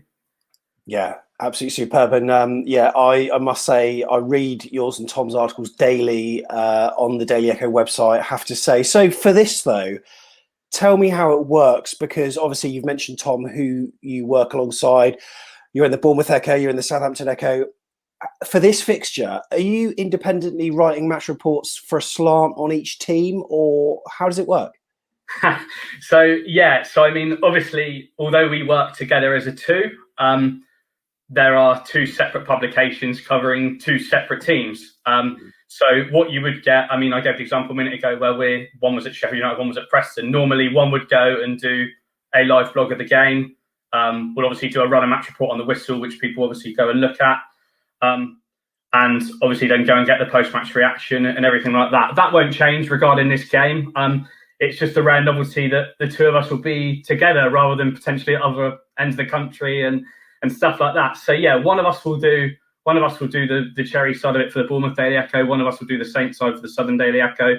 I believe the post-match will be on Zoom. So we'll both be on Zoom from the stands afterwards. So it'll be quite strange that we're actually both in the same presser together, which it's been a while since that's happened. And also with regards to players, I mean, with various COVID protocols and stuff like that, there isn't the sort of general thing that we used to have pre-COVID with the mix zone where the players walk through a separate area, potentially with a away game to go to the bus and stuff like that. A lot of the time it's done over the phone.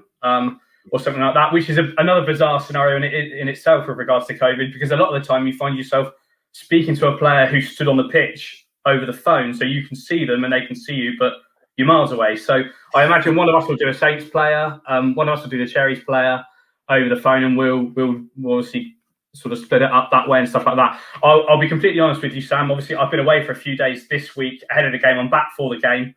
We haven't decided who's doing which club yet. I know that's probably something that you were going to ask me and everything like that, but Tom and I are going to have a meeting beforehand to discuss how it's going to go, and if there's any extra things that we feel we should do for both online and print to cover the game. Because obviously it's massive, so we're gonna sit down, have a debrief have a brief beforehand, and then a debrief post match as to how we're going to cover it for both print and online, and get plans in place really. I'll be giving you the 5-word half-time reports from you so far. They probably won't make pretty reading, but we are underway for the second half. Want to see an improved performance, don't we, Tom? Yeah, definitely. Just want to see that fight and show that they want to come out. Bit of pride. Let's come out. Let's put a shift in the second half, and let's give them a game. Let's not just give up. And listen, if we can go and get a goal before the hour mark or something, 2-1. Who knows? But yeah, we don't have to do too much different. That's good here, good start. Raquelme down. Raquelme, just give her the ball away. And look, it's just one goal. It's just one goal. Two. Sorry, I forgot about that one. I forgot. I genuinely forgot. It's just one goal plus another one. Yeah, plus another one. So look, score early, and then at least this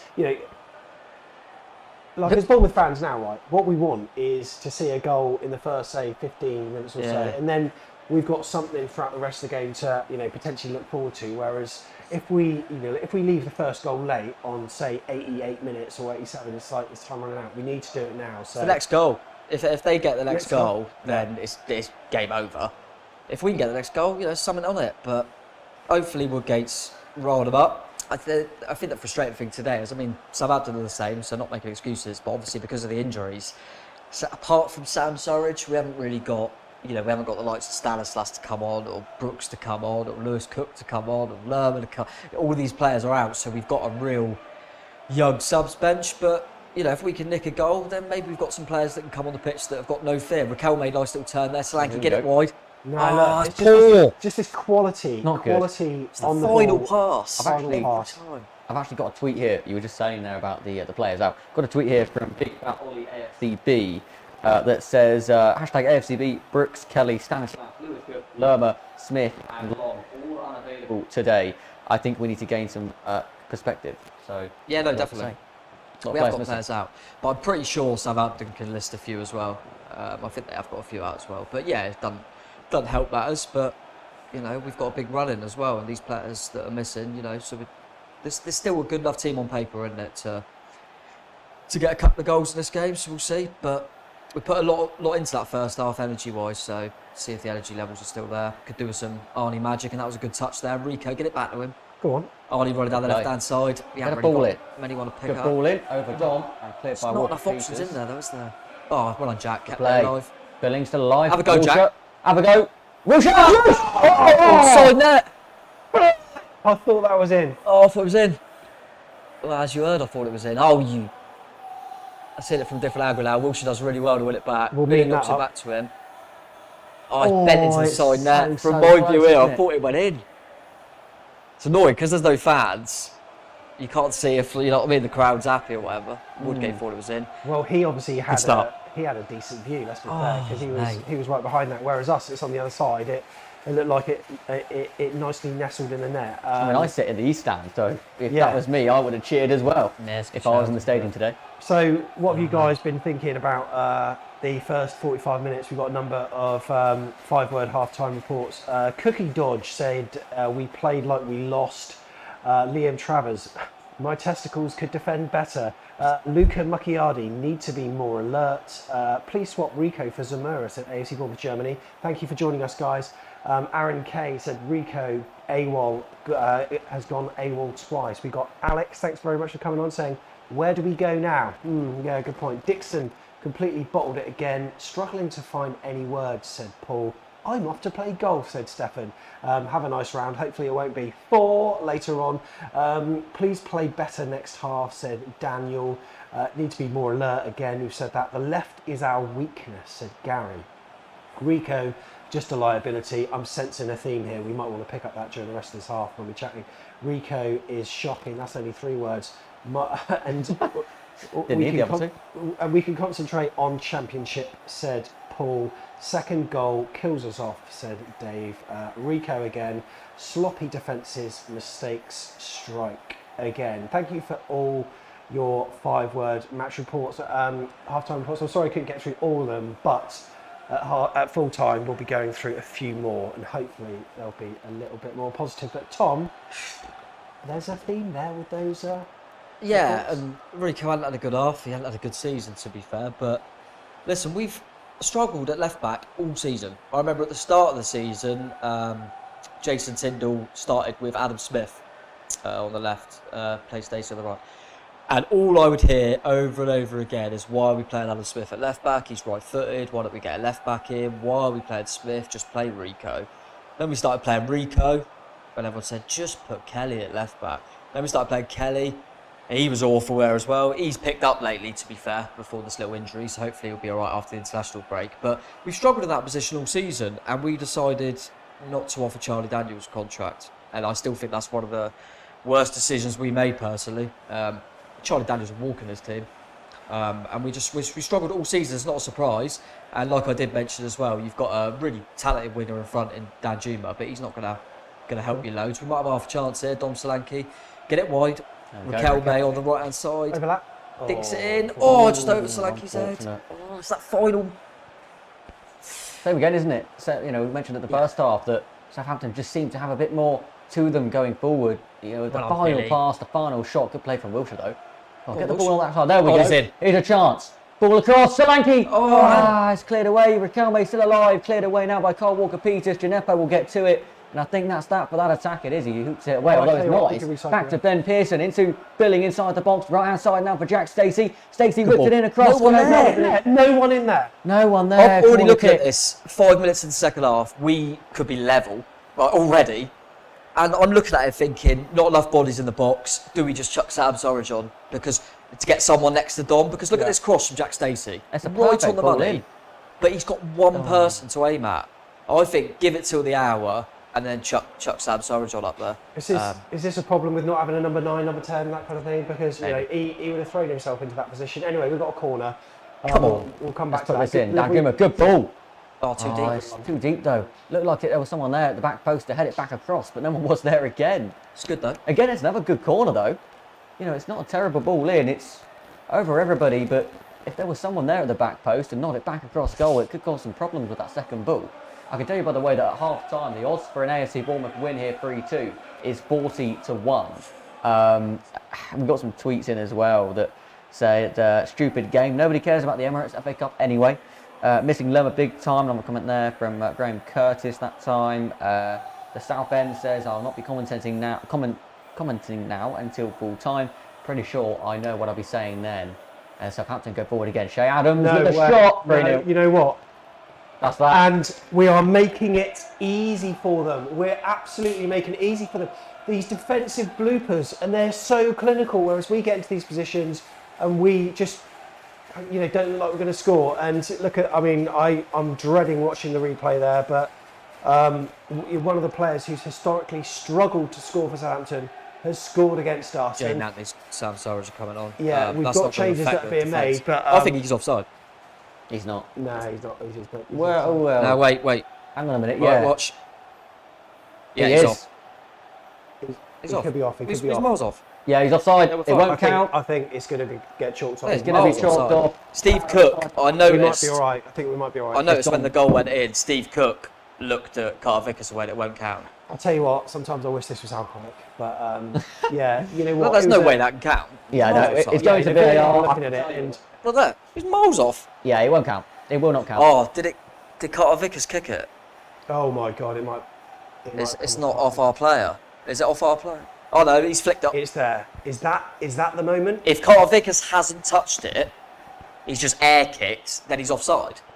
Because he flicks it on. Yeah, actually, when you look It's at that whether replay, we can't see it. I mean, we were certain that he was in offside position. He is, of course, offside. But yeah, now it comes down to the intent, and if Carter Vickers is the man that's played that ball, they're watching it over and over and over again here. Yeah. Who gets the header on first of all? I Because think if he it gets the hits header, Che Adams' back. Yeah, Yeah. now that's So the that should be that's the offside moment anyway. that they're looking at the moment, and it. Oh no, I think it comes off his back. Now this is how. Yeah, I think Carter Vickers, he takes a swing at the ball, but it actually comes off his back, so he might be all right. So This is now it's massive. just whether it scraped his leg or not. So again, no, he didn't kick it. I don't think he kicked it. Therefore, that's got to be offside. they are Has to be still offside. having a look. And I mean, it is quite a tricky one to work out, in fairness to VAR, as much as I hate it. Martin Atkinson it waiting for is. something. It is. However, But just look at the scoreline and give us a break, will you? This could be it. This could be. And that's definitely off. I'm telling you, there's no way It's they offside. can't No goal. Get in there. So the third goal chalked off. That's 2 now on the day for Southampton. That's been disallowed by VAR, and former fans, of course, down the years, as VAR was starting to be introduced, wasn't a big fan of it. But you can see Tom here today. You're a bit a fan of it, aren't you? Always love VAR. Yeah. No, I hate the thing, but to be fair, they've got both decisions right, haven't they? He's taken off Ben Pearson and bringing on Sam Surridge, so that'll be 4-4-2. and it's nice to see that's a change he's making, regardless of the fact it's not 3-0, and so He was that gonna do it anyway. there's a bit of decisiveness there. Raquel May for Jaden Anthony as well. And So you know it's what? like- He's probably witnessed the fact that we're getting balls into the box. We've done fairly well for the past 10 minutes or so. Yeah. Yet there's been no one on the end of them. I'm not sure about that. Because we've now got Billing and Jack Wilshere as a 2. I know you've got to take a few risks when you're 2-0 down, but I'm surprised it's Pearson. I thought it'd be Wilshere or Billing personally. Not that I think they've both been better than Pearson, but you know what I mean, for the system. Gone down the left. I'll get a ball in. Good ball in Puts from it in. Dom. Ah, and it's no not there. Story of the day. Carries on top. Dare we speak about the fact that Sam Surridge is going to be motivated like you wouldn't believe, based on what happened in our previous encounter at Dean Court against the Saints, Tom. I mean, obviously, he thought he rescued us a point. He's a Bournemouth lad as well, isn't he? You know, it's added. He won't like Southampton too much. But yeah, he's a Bournemouth fan. A bit like Daddy Ings, you know. Good Bournemouth fan. But yeah, Surridge would be pumped for this. And whether he's that good technically or not, Sam Surridge always gives us all, in my opinion. And I think we need another body next to Dom. So Dom's going to be a little bit deeper now and try and get. So Surridge will work his socks off and he'll put him under pressure.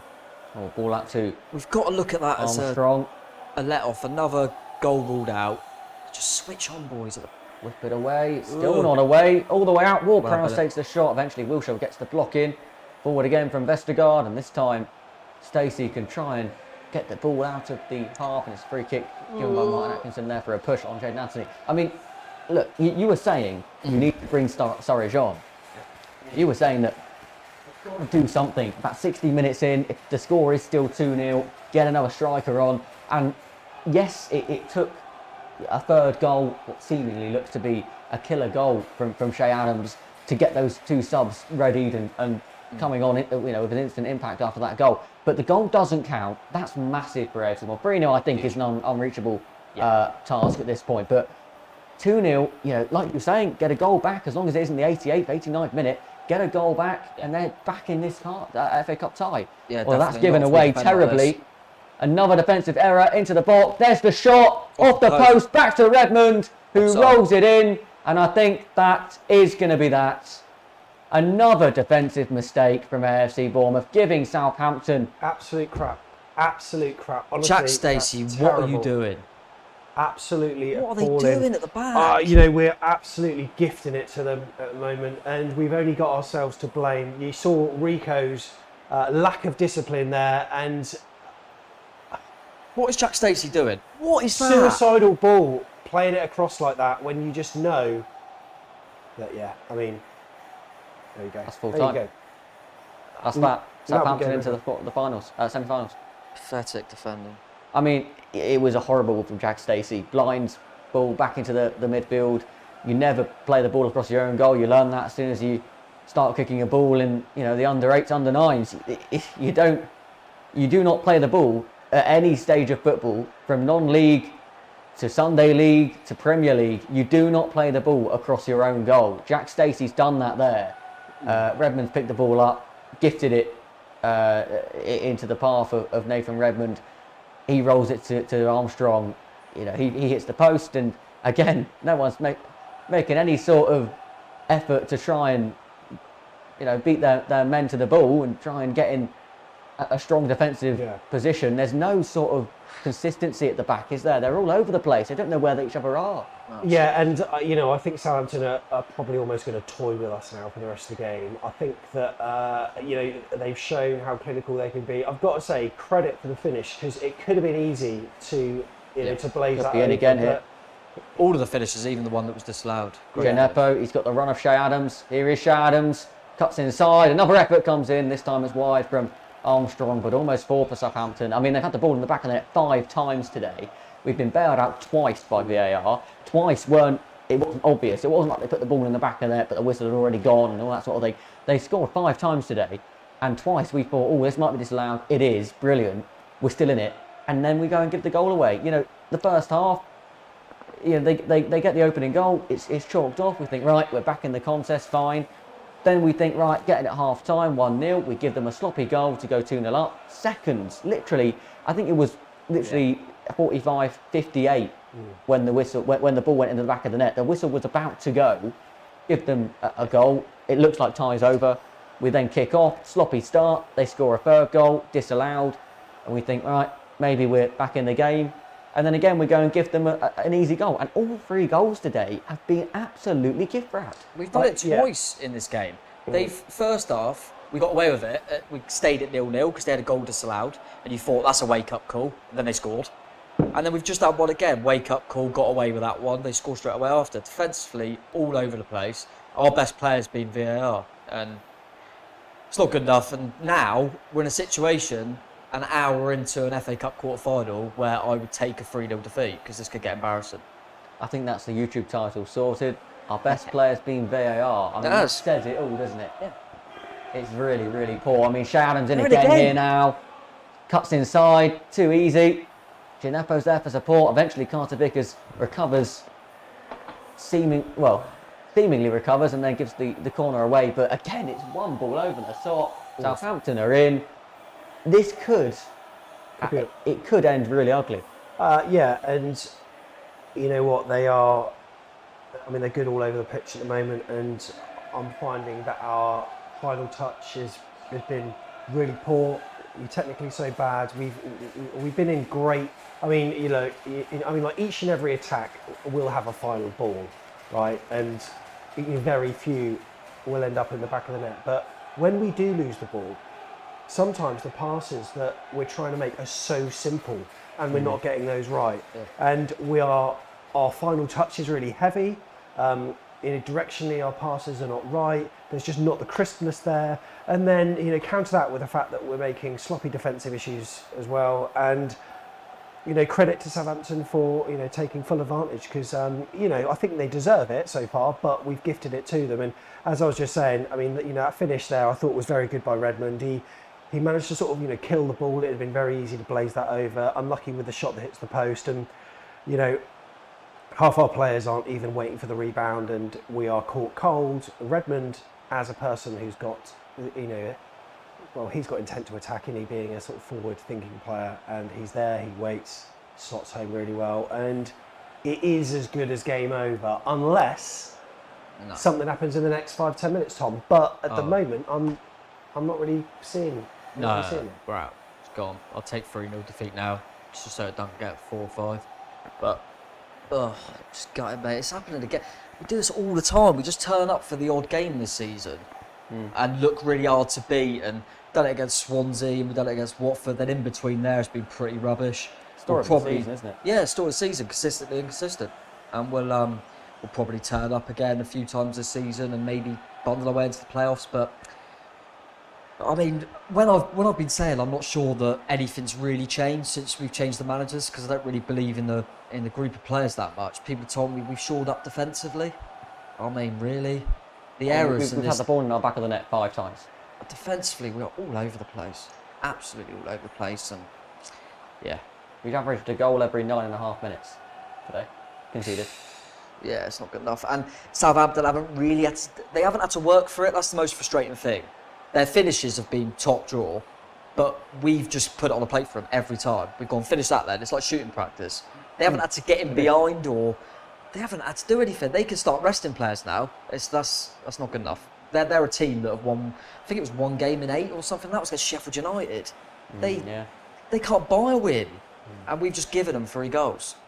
And yeah, we've had a few decent chances, but force haven't been tested enough either, really. Chance to remind you then that the upcoming streams tonight, we've got the coverage at Goodison Park between Everton and Manchester City. We'll be live bringing you the pre-match coverage from 1700 tonight. That'll be 5 o'clock UK time, of course. Make sure you join us for that one. Goodison Park, the venue. Everton up against Manchester City. Everton looking to make the quarter-finals for the first time in 5 years. Manchester City trying to make it for the 4th consecutive season. Of course, long for the quadruple Pep Guardiola's side. We'll also have Chelsea against Sheffield United. That one tomorrow from 1 o'clock tomorrow afternoon. And then to finish off your FA Cup weekend, we've got Leicester City up against Manchester United from the King Power. Coverage starts at 4:30 UK time, 5 o'clock kickoff. Plus, if you're a subscriber to Back of the Net, there will, well, whether there'll be a player ratings video, we're not actually sure yet, because sometimes we just don't feel like it. So myself and Tom will have to check, but there will be a second look video, and that will be where we take a comprehensive analysis over what's gone on today. And Tom, I've got to say, player ratings wise, who has stood out for you today in a Bournemouth shirt, and who has looked very exposed? It's difficult, and I mean the fullbacks have been absolutely awful. Stacey and Rico have been really, really poor. Centre halves haven't been much better. You've got to look at the defensive unit, but equally in front of them, from a defensive point of view, not good enough. Arnie tried in the first half, but hasn't impacted the game enough. I think Dom Solanke's led the line pretty well, but there hasn't been any standout. And I think I said it in the week. We look so much better with Jack Wilshere in the team, which I still agree with. But I tell you what, we look considerably weaker without Jefferson Lerma in the team, in my opinion. I like Ben Pearson, but Lerma gives you something in there, and I think you don't realise how much he gives you until he's not there, because he plays all the time. And let's face it, he's been one of our players that hasn't really been considered one of our stronger players. Yeah, no, I agree. So but that's what I mean. I think sometimes he keeps things ticking over, doesn't he? We're obviously changing the system here, by the way. Chris Mepham's coming on for Diego Rico, so I'm guessing we're going to a back 3 centre halves. I can't imagine Mepham playing left back. Bit weird, because I mean he's obviously changed the system, because otherwise you just bring Zamora on. Well, you've got to, haven't you? You've only got 23 minutes to get 3 goals. You know, you've got to do something. I mean, to be fair, Woodgate could be thinking, get another centre half on. Let's not lose this by any more. Yeah, true. But yeah, it's a real shame. But yeah, I think it is one of the things when someone plays so often like Lerma does and goes under the radar a little bit, and you think, oh, is he that good? It just takes one game where you haven't got him, and you think, yeah, he is quite vital. I do definitely think that. We're probably thinking that with Kelly now, just seeing how bad Rico was. But I think all season, whatever left back's played, the one that hasn't played has automatically looked better. Wasn't long ago with people saying play Rico over Kelly, so it changes all the time.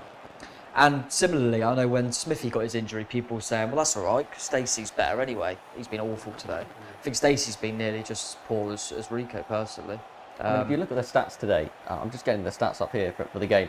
75% accurate passes for both sides, so not a great return there. You know, the majority of games this season, in Premier League and Championship and the higher leagues of football, you'd be averaging about 80 to 85%, if not higher, in terms of pass accuracy. Another one there, given back to Gineppo, is Shea Adams getting away from a few challenges, and this time the pass doesn't come off. But 75% pass accuracy for both sides today. We've made 302 passes, they've made 320, very even. We've had 48% possession, they've had 52. It is very, very even, but the difference in the game is, of course, we've scored none, they've scored 3. And if you look at the shots, we've had 3 on target, they've had 4 on target. Of course, they've scored 3 goals out of them 4. But shots, we've had 5, they've had 12. Sam, that's the difference, isn't it? Oh, absolutely. And they've managed to forge these opportunities. And look, they've taken their shots first time. Do you remember that when Dan Juma played a really neat one too? I think it was with Philip Billing or someone, and we were all behind the camera and we were urging him to shoot. Saints one of the Saints players, if it was Redmond, if it was Gineppo, they would have shot first time. But they're in again now down the right flank. Ball cut back, and it's in from Ward-Prowse. Did it go off somehow managed to get away with that, and then claiming, Chris Mepham. I hope they don't look at that because I think it hit Mepham's I think that's a penalty. It was a ball over to Carl Walker-Peters. He's onside. He was inside again. The Bournemouth back line. He pulled it back. There's the shot. Oh, that's handball. Head or arm? Off his head, I think. I don't know. I can see it from that angle, but Given away again. It's because now we're playing straight back to them. Here is again Redmond on the left-hand side, right-hand side, whips it back in, and that's going to go for a Southampton throw. This is getting really messy. Yeah, I know Rico was rubbish, but now we're playing Dan Juma as a left wing back. I mean, they're going to get in every time. This formation, I've got a feeling it's going to provide a bigger scoreline than what we got at the moment. We haven't got quality technically on the ball now. Playing three at the back or whatever. That's a formation that works when you've got players that are capable of holding it up, that are capable of being confident on the ball. At the moment, we're mentally shot, so we've actually changed from a 4 to a 3 with players that I wouldn't say don't care, whatever, but they just they don't seem to have the fight in them today, and we can get exposed more with a 3 than we can as a 4. And he's obviously done it with the attacking threat in mind. But at the moment, we're just showing none of it up top. And I think, to be fair, he's just thought I've got to take Rico out the firing line there. He's had a shocker, but yeah, I thought he might chuck some more on, but maybe he's just looking for that Mepham bit of experience in the back 3, I suppose. But yeah, it's I think, are you still allowed to use 5 subs? I think you are, aren't you? Yeah, I think you are. Yeah.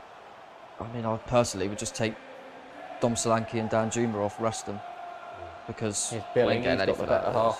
Ref, just give it. Kick? Oh, come on, ref. No free kick. That is atrocious. They'll break now. That's better, Maps. Much better, but that is a free kick all day long. Is it me or so easy for them? Things are just falling for him, aren't they? But we're making it easy for him to do. I mean, look at this run. That's a 20-yard run there. Do something today, Jack. Yeah. I mean, you look at the Southampton play areas today.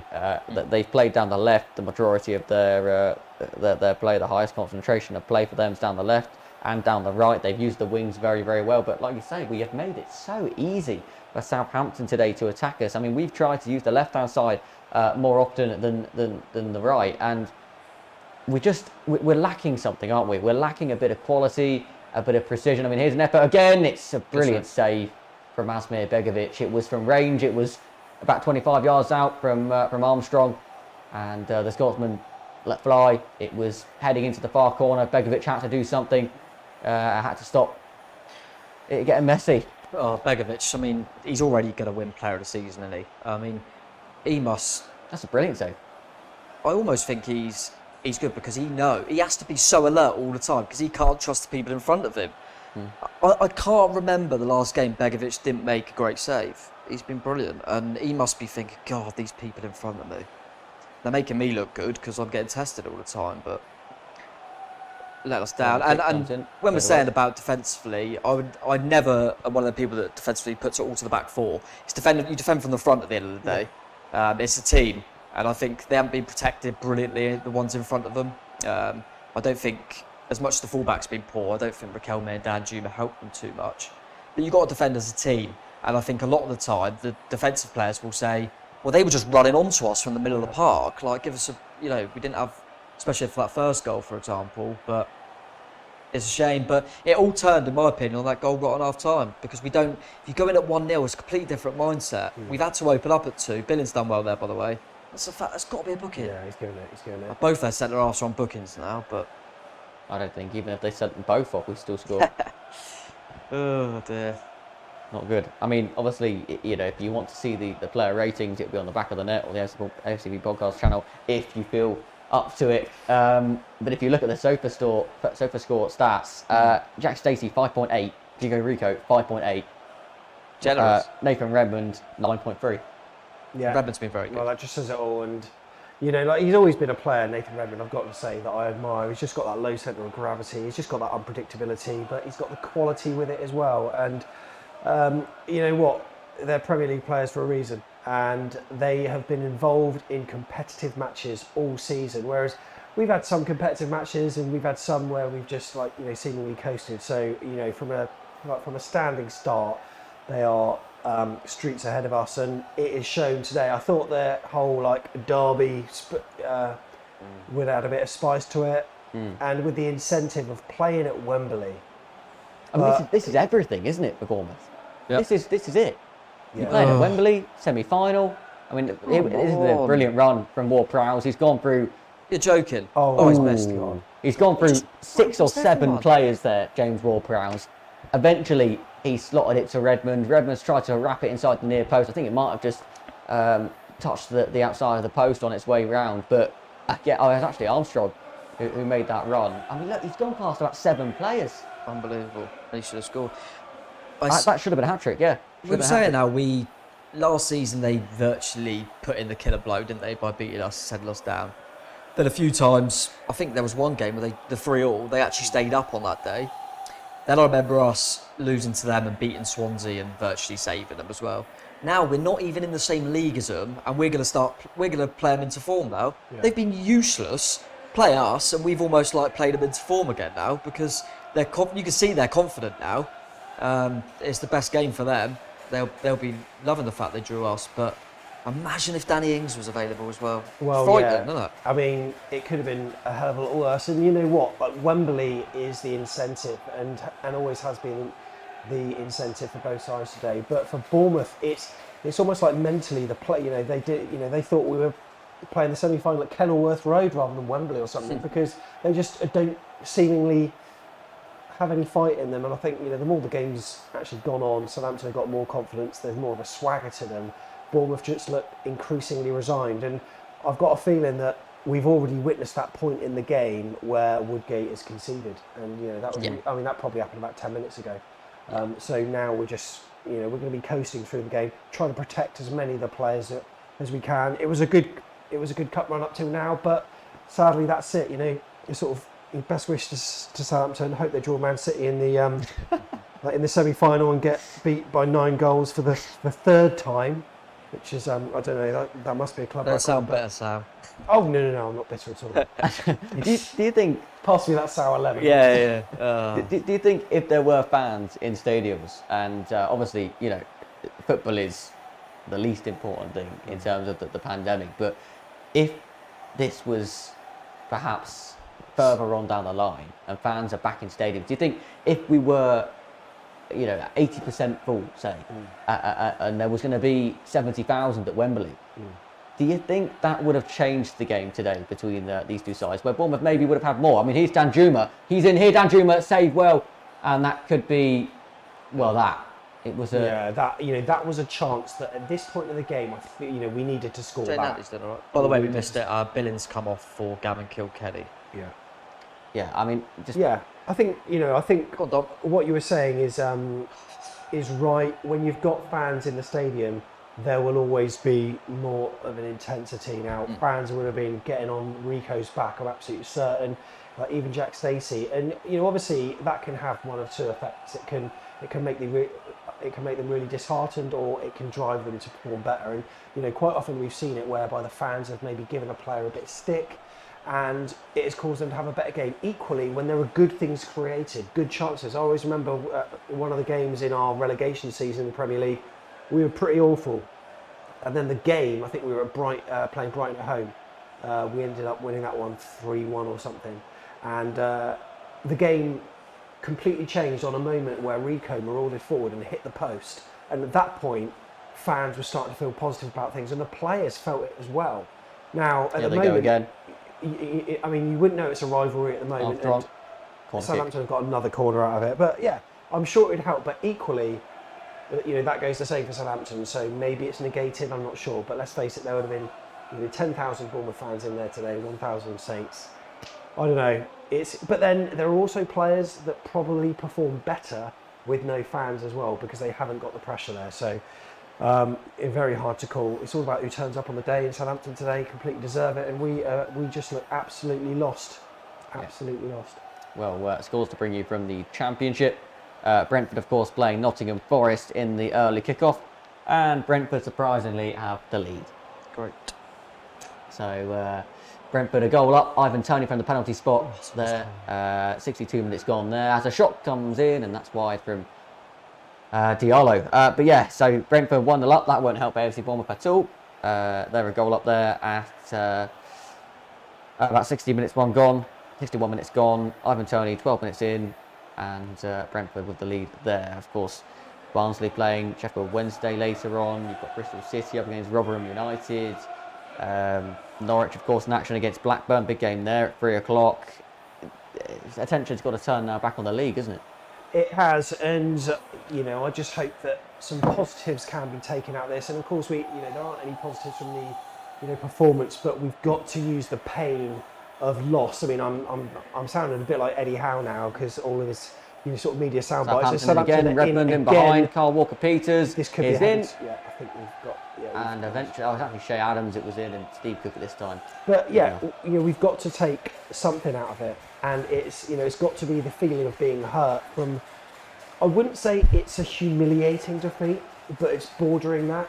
Like one more goal than it would be. I think Saints have good value for their 3-0 win at the moment. I think credit to them.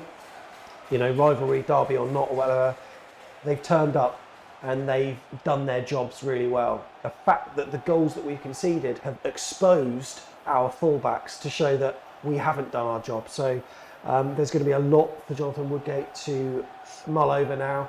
I don't know, the international break, Tom. Yeah.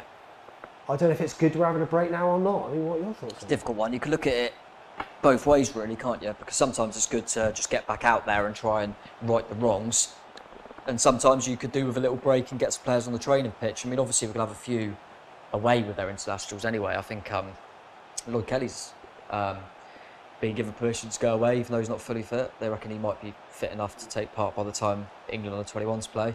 Look at this is too easy. It's just so, I mean, if I was playing Sunday League and we were defending like this, I'd be saying, what are we doing? It is awful defensively. But yeah, it's international break.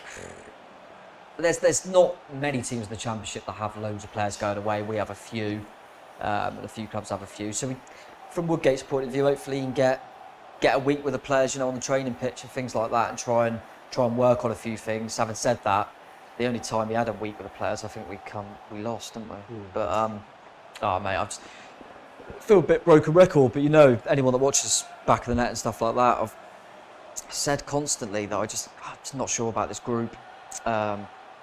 Even with a change of manager and things like that, But then, are we just being fickle mate. football fans? Because on Tuesday we're all loving it after Swansea, and it's but the that's. same group. I think I actually sell the free for all, Sam. That is, how can anyone who watches Bournemouth expect us not to be fickle? We're literally brilliant and then useless. Yeah. I mean, I remember us doing our second look after we lost to Barnsley ahead of the Swansea game, kind of saying how awful it was, and we all went.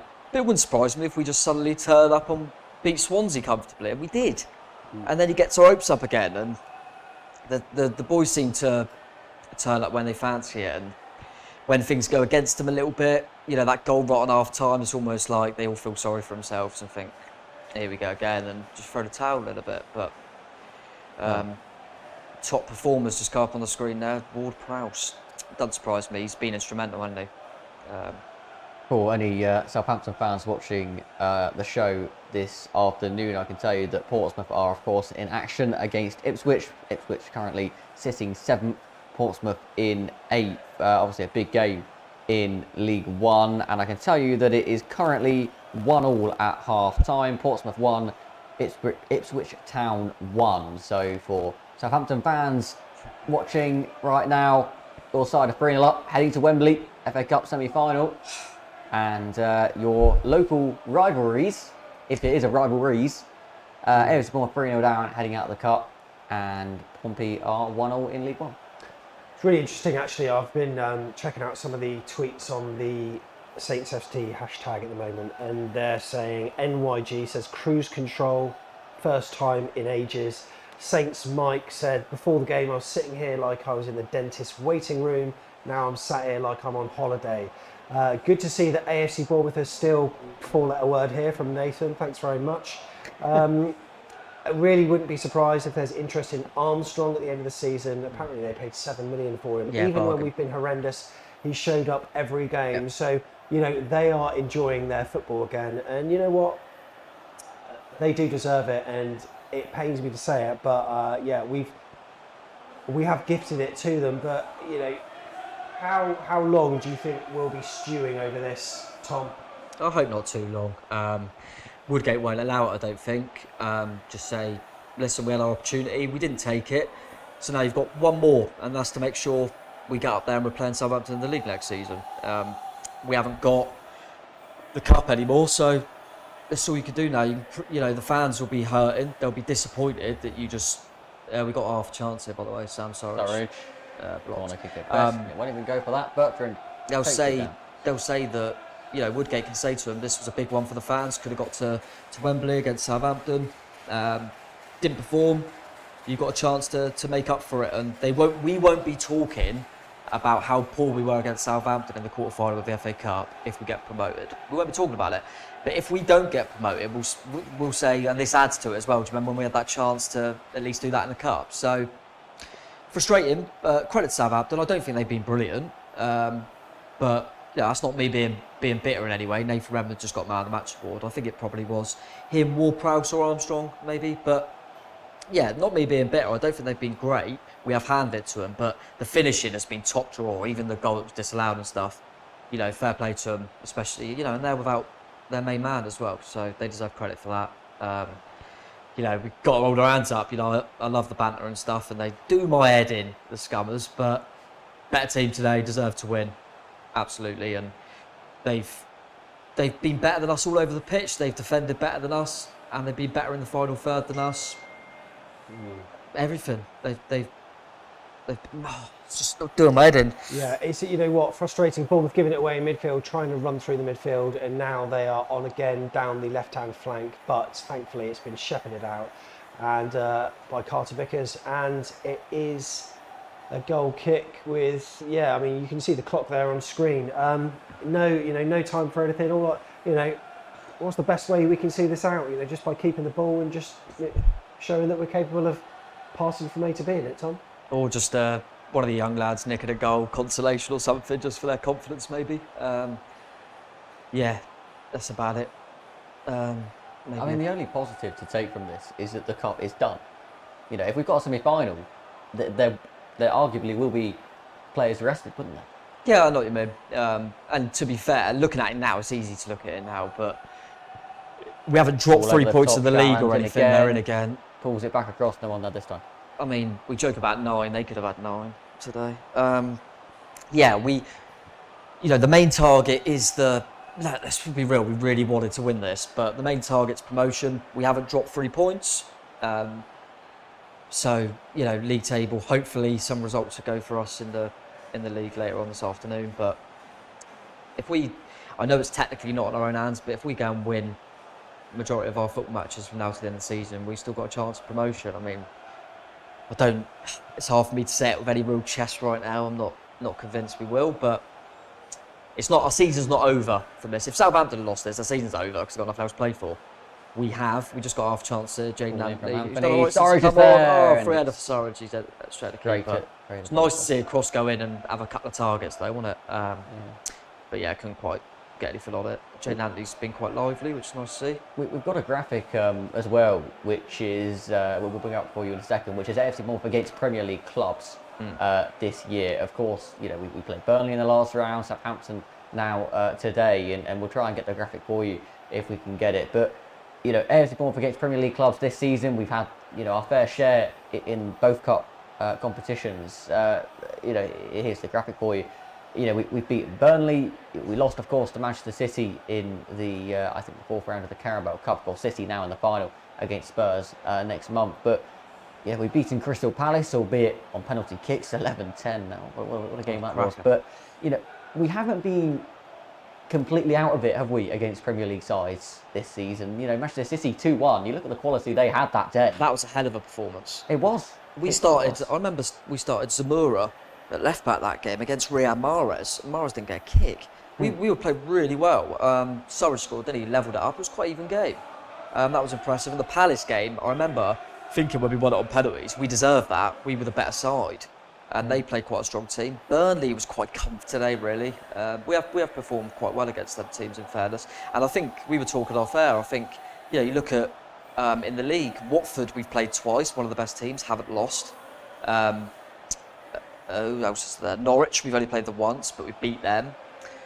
So we've got Swansea, haven't lost to them. We're normally better in them sort of games. Just hadn't happened for us today, and Southampton deserve credit because they've finished their chances, which maybe a few of them didn't against us. But yeah, frustrated. I think we've missed Lerma big time. I don't know what's going on at the back. It's happening again. They've got a few youngsters on now, and Ndulu. What was this? Up to the right-hand side, Redmond's there. Bit of a unit, isn't he?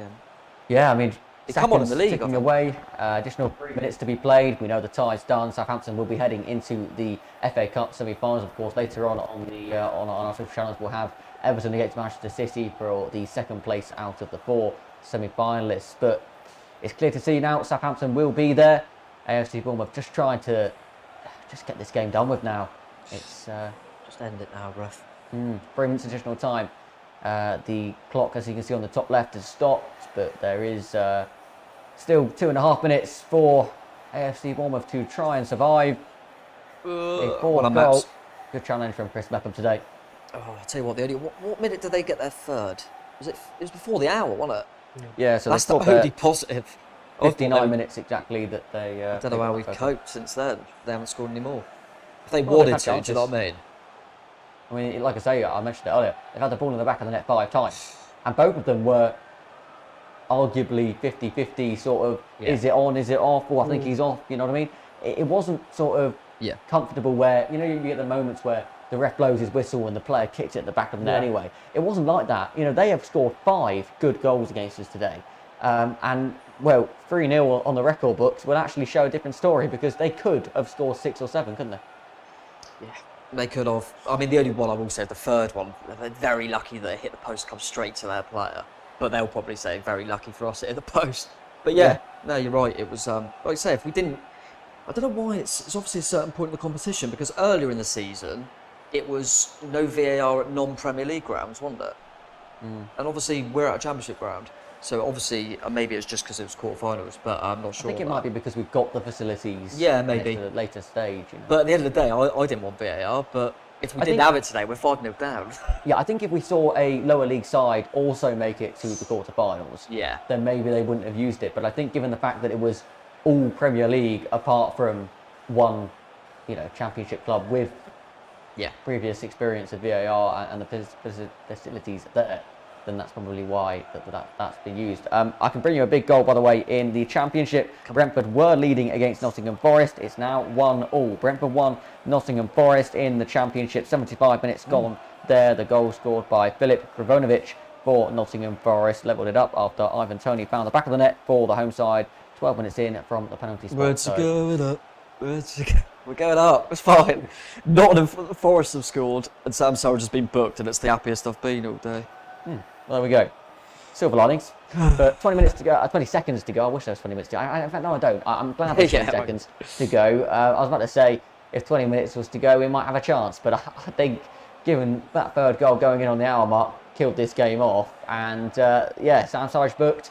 Free kick to Southampton. 93 minutes are up. And you would think, with that will be it, and there is the final whistle. It's not gone to plan for AFC Bournemouth, but Rouse Hasenhüttl has put Southampton back in the FA Cup semi-finals. They will be heading to Wembley next month. Their opponent unknown, but they have taken the first spot out of 4 places in the FA Cup semi-finals. The first of what will be a big FA Cup weekend has been kicked off by Southampton here on the South Coast. Full-time AFC Bournemouth 0, Southampton 3. Well, that was pretty poor, I've got to say. Not the best performance whatsoever. And I tell you what, I'm not best pleased after that, Tom. No, not happy. Poor defending in the first half, just gifted them 2 goals, and then you think, all right, come out second half, show a bit of fight, make it a game. But 10 minutes into the second half, it wasn't a contest anymore. It was done. and poor defensively, poor in the final third of our decision making, pretty poor all round. So I don't really know why I'm surprised, because I feel like I've rinse and repeat this kind of thing all season, regardless of manager, regardless of players. All season I'll be saying this, and we'll get the odd game like we had in the weekend, Swansea, like we had against Watford earlier in the season, Birmingham, Coventry, Huddersfield. We've had a few you can pick out, but consistently all over the place. Yeah, I hope they're hurting in there, because they had a chance to get to a FA Cup semi-final today and they threw in the towel too early. Southampton barely had to break sweat, in my opinion. They thoroughly deserved it, and I would wish them all the best, but I really hope they get battered in the semis, but they deserved it. Fair play to them. So we're wanting your 5-word match reports then, and this might be difficult viewing / listening to anyone that's watching on YouTube, Facebook, wherever you're watching. Remember to give this video a like and also subscribe as well. We would truly appreciate it, and leave your 5-word match reports. And there have been a lot that have come in, and I'm going to go through them. This could be horrendous to listen to. Right, here we go. Jamie, most embarrassing result of history? Oh, I don't know about that. Utterly outclassed by PL mediocrity, said Andy Jennings. Please leave our football club, said Joel. Utter disgrace to the shirt, said It's Mr. Rowe. Minty, recruitment failures laid to bear. Thankful for early kickoff from Tuesday night to this. Didn't fancy going to Wembley anyway, said James. What have the board done, said Andy. Turned off ages ago, boom, said Gary. VAR man of the match. The South Coast is theirs. Usual embarrassing Bournemouth Cup performance, said James. Cheers. There's 5 awfuls from AFCB Millar. That's Chris. Cheers, mate. Surridge, Ansi, Kilkenny looked interested, said Gavin. Thankful for VAR, otherwise 5, said James. Yeah. Stop playing from the back. What a waste of time. Where's James Hayter when needed? Yeah. 3 goals in 2 minutes 20 seconds, eh? That would have been well handy. Chance to make history wasted, said Matt. Grockle 3 said arrogance and complacency over commitment. Schoolboy defensive mistakes cost us, said Steve Hensman. Put out of our misery, said Andrew. And I put, there are more which I may refer to, but Angie, it's nice to end on a platonic note. Well done to Southampton today. And Ollie, yeah, it was one that they, sadly, as Bournemouth fans, they did deserve. Yeah, I think so. When you look at the course of the game, the stats here, it's very level. I did say today that they're a Premier League outfit, we're a Championship outfit, but will that be obvious? I didn't think so, and I don't think it was, apart from the finishing. In terms of the game itself, Southampton dominated the attacking third, but we had our chances, we didn't take them, albeit they had probably more openings in goal, in front of goal, but it just didn't click, did it, for us? In the moment you recall to Danjuma, lovely 1-2, bang, hit it, curl it towards that far post. No, we decided to make an extra pass, and if that was Nathan Redmond, he's going to hit that, isn't he? And in the form that he was in today, you probably find that it would hit the post, hit the bar, and find the back of the net. So it's one of them, isn't it? They were the better side, they deserved to win, but was it 3-0 over the course of the game? No. Could it have been 5-0? Yes. Yeah. But it really was the attacking third that won the game for them. Yeah, it absolutely was. To Tom over here, you can see on, thankfully, Tom, we can't quite see your face at the moment because, yeah, you are looking very disappointed. But you know what? Like, if it wasn't due to the coronavirus restrictions, I'd be coming over and giving you a hug right now, mate. Because, yeah, what are your raw feelings at this point in time? And yeah, like I said, at what point do we need to be thinking about the next game rather than stewing over this?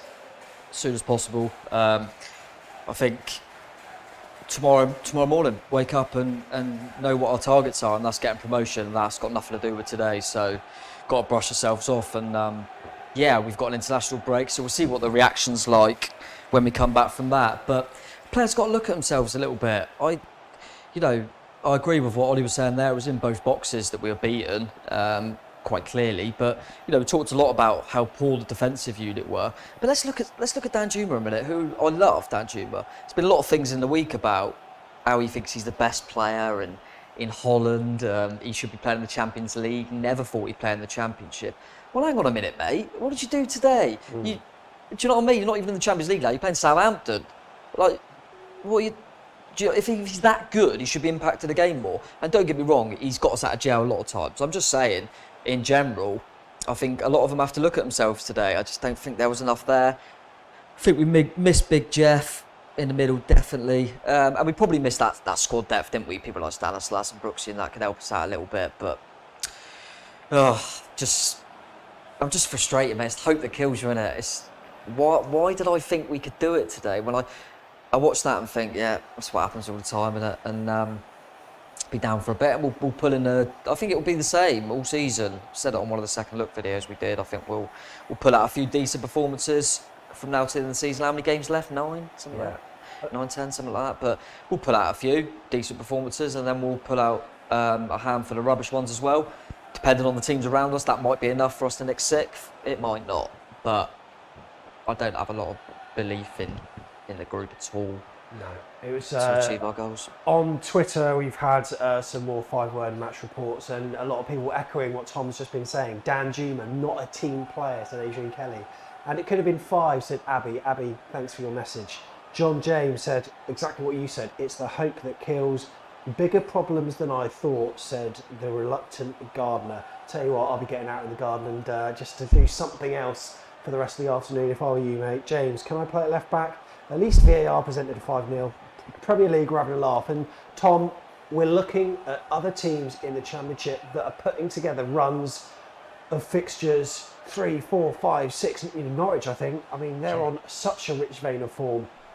We haven't even won 3 games in a row this season. So ultimately, do we deserve it? No. But there's still, bizarrely, an outside chance. Well, not an outside chance, a real chance of making the playoffs. This is this is a season where we should be dressed up as a robber with a swag bag over our shoulder, because that's what it would be like if we managed to somehow claw something out of this. Yeah, it's incredible, really, that we've still got a hell of a chance of getting promoted, and that's the only thing we've got to hold on to. Is however poor we've been, we've got however many cup finals left, so to speak, and just try and win as many games as we can. But yeah, it's really weird that we're so down. We're close to the playoffs. It's really bizarre. But yeah, I think what showed today is, we were playing a team who were on a really bad run in the Premier League, and the difference in quality in the final third in both boxes was so evident. And a lot of people, laughing at Sheffield United this season, who have been barely put up a fight in the Premier League. They'll be competing with us because we ain't any better than them. I tell you, Sheffield United wouldn't get beat 3-0 to Southampton. They wouldn't get beat like that. They wouldn't get opened up like that by a team that can't open anyone up at the moment. Really, really worrying. We got Norwich soon. Yeah, and I'll tell you what, they could give us a real hiding. I'm always intrigued when Ollie's got his laptop, his iPad nearby, because it's almost like you're armed with some stats. Oh, is that the case? Yeah, I've got a few. I can tell you that Brentford, by the way, Nottingham Forest is still 1-1. There's 5 minutes left of that one. So we'll bring you up to date. But yeah, Southampton in the final 4, of course. Today's stats, of course, shows a very similar story to what we've said. 17 shots Southampton managed to produce. In the end, of course, they ran away with it a little bit in possession. They had 56% of possession in the second half. They actually had 58% of the possession in comparison to 55% in the first half. So they started to dominate it a little bit more. 17 shots to 7, 5 shots on target to both sides. So, arguably it was in the clinicality department where they won it today. And yeah, you look at the statistics here. I can tell you that we finished with 74% accuracy in passing, which is just terrible at this level of football. And they had 78% level of passing, and we made 282 passes. They made 384. So they had more passes than us. They were more accurate than us. But it really wasn't that much in it. It really was the final shot, the final pass, that I think is where AFC Bournemouth lost this game today. But of course, Southampton are back in the semi-finals of the FA Cup. They've been in this situation before, of course, and maybe past and put them into an FA Cup final. Of course, they were in a cup final recently and had heartbreak. Can they make the FA Cup final this season? Well, they're one more step closer to doing so. Yeah, you know what?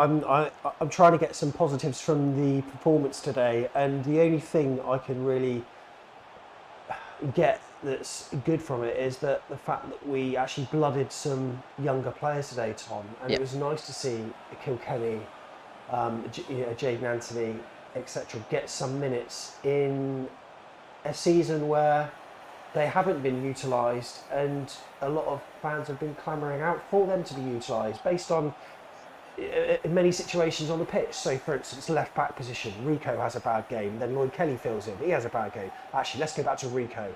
He has a bad game again. No, Kelly.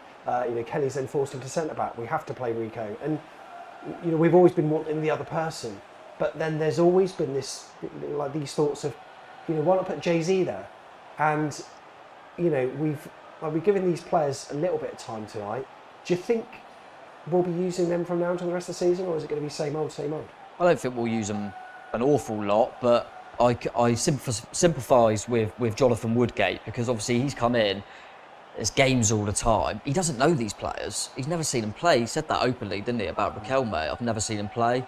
I was forced into bringing him on for Stanislas. And when he brought him on, he thought, actually, he's not bad. So he started him today. And Woodgate deserves credit for that. And I didn't think Riquelme was one of the worst players. He's clearly a young lad that hasn't played too much competitive football. But he's got good feet. He's a talent. And, none of them let him down. Jane Anthony come on and it's always quite lively, I think. So it will depend on injuries and fitness and things like that. I think the reason as us fans, or me personally, would like to see him a little bit more is I don't think it's ever the quality that really lets down. It's more the fight and the desire. And you think these young lads have come through the Bournemouth ranks and they want to show something. Do you know what I mean? And when we got promoted, obviously 5+ years ago, we had players that had something to prove. We had players that a lot of them never really stepped foot in the Premier League, so this was their opportunity. Now we've got players that think, well, even if I don't go up, I'll just get a move. It'd be quite nice to see some of the youngsters given more of an opportunity, but we'll have to wait and see. I think Woodgate would. I'd like to think anyway, if we put in a few real dire performances, would like to rough it up a little bit. All I will say is he could have easily gone for back five today with Stanislas being out and played Mepham instead of Riquelme. He gave Riquelme the opportunity, so and even when he took him off, he brought Anthony on. Do you know what I mean? So yeah, I'm not going to go into Woodgate about that. Who do you think will be the happiest going into the changing room after? Of course, none of these AFC Bournemouth players will be delighted with that result, but given the fact that Jaden Anthony, Gavin Kilkenny, got some experience on the field, Riquelme as well, of course, started. Who, like I say, they won't be pleased with the result, but who will be most satisfied with how they played today? Most, content? Yeah, it's difficult to say in terms of performances. I mean, Anthony and Kilkenny will be happy that they got on pitch. Not that they could really do much. I think Riquelme will probably think I didn't let myself down. I wasn't awful. Put it this way, I don't think Stanislas in for Riquelme would have completely changed the game. And I think Dom Solanke will probably be frustrated that he didn't make anything happen from it. But he will be thinking, I led the line okay and was quite isolated, maybe. Begovic has let him 3 goals, so he's not going to be content, but I suppose he can think, I couldn't do anything about it. He still makes some good saves. Yeah, there's not anyone I think would be really happy with their performance, to be honest with you. I mean, they're just showing some of the goals here, and God, Riquelme. Not Riquelme, the other one, Rico, the other Spaniard, he all over the place, isn't he? Yeah, there won't be anyone that will be that happy. Well, I like to think not. Anyway, there was a few that I didn't think Wilshere was awful. I didn't think Billin was awful. I didn't think the attacking players were awful, but they just didn't impact the game. I didn't think, for example, any of our attacking players were any worse than Gineppo. But he got the ball and put it in the bottom corner and broke the deadlock, and that's the difference. And like you've said there with all the stats, the difference is both boxes. They were clinical offensively and they were clinical defensively. And we were far off that in both boxes. We were right in between both boxes, but in both boxes we were horrific. And it's just showing more of the goals there. I didn't realise this third goal. Yeah, it's come from Begovic. Stacey just playing it across. Oh, it is so bad. So bad. It's a match that's kind of littered with individual mistakes in it, Tom. And It's a season that's been littered with individuals. yeah, well, exactly. It's been the story of our season. And look, when you're playing lesser championship teams, which I don't think, mentally they shouldn't go into any fixture thinking, okay, like we're playing, insert team here, Rotherham, Derby, QPR, Preston, whoever, all of which got points against us, by the way. You can't afford to be that complacent, but especially when you're playing Southampton, a team that demonstrated throughout the first half how good their high press is, and you're playing the ball into a congested area of the pitch. Whoever you're passing to, he's going to have a man up his backside. He was exposed, and then they went and scored, and it initially felt flattering in the first half, but over the course of the whole 90 minutes, not flattering at all. Bournemouth completely deserved it. Probably deserved to be arguably a worse scoreline, Tom. In some ways, because obviously they had 2 disallowed. And I think if Southampton wanted to, remember it was 3-0 before the hour mark. I think if they wanted to, they probably could have got a few more. They took their foot off the pedal. The game was won. They just kept the ball, brought a few youngsters on, and rightly so. But yeah, it could have been worse in the end. Like you said, individual errors, they've littered our season.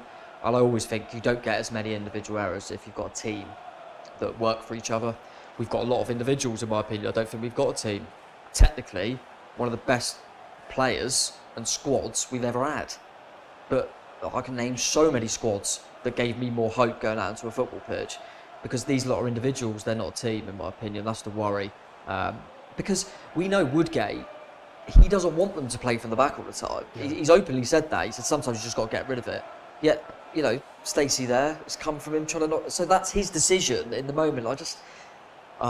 it's like you said, individual errors all over the pitch, and people just not backing each other, not helping each other out. There's no one out there. I feel for Cookie sometimes, because I feel like he's the only one. There's not enough people out there that you feel, when things get tough, when you concede that first goal, when you're playing all right, that get the boys in and go, come on, let's lift ourselves again. They all just kind of sulk and go on again and go through the motions. That's what I've been saying all season, is go through the motions.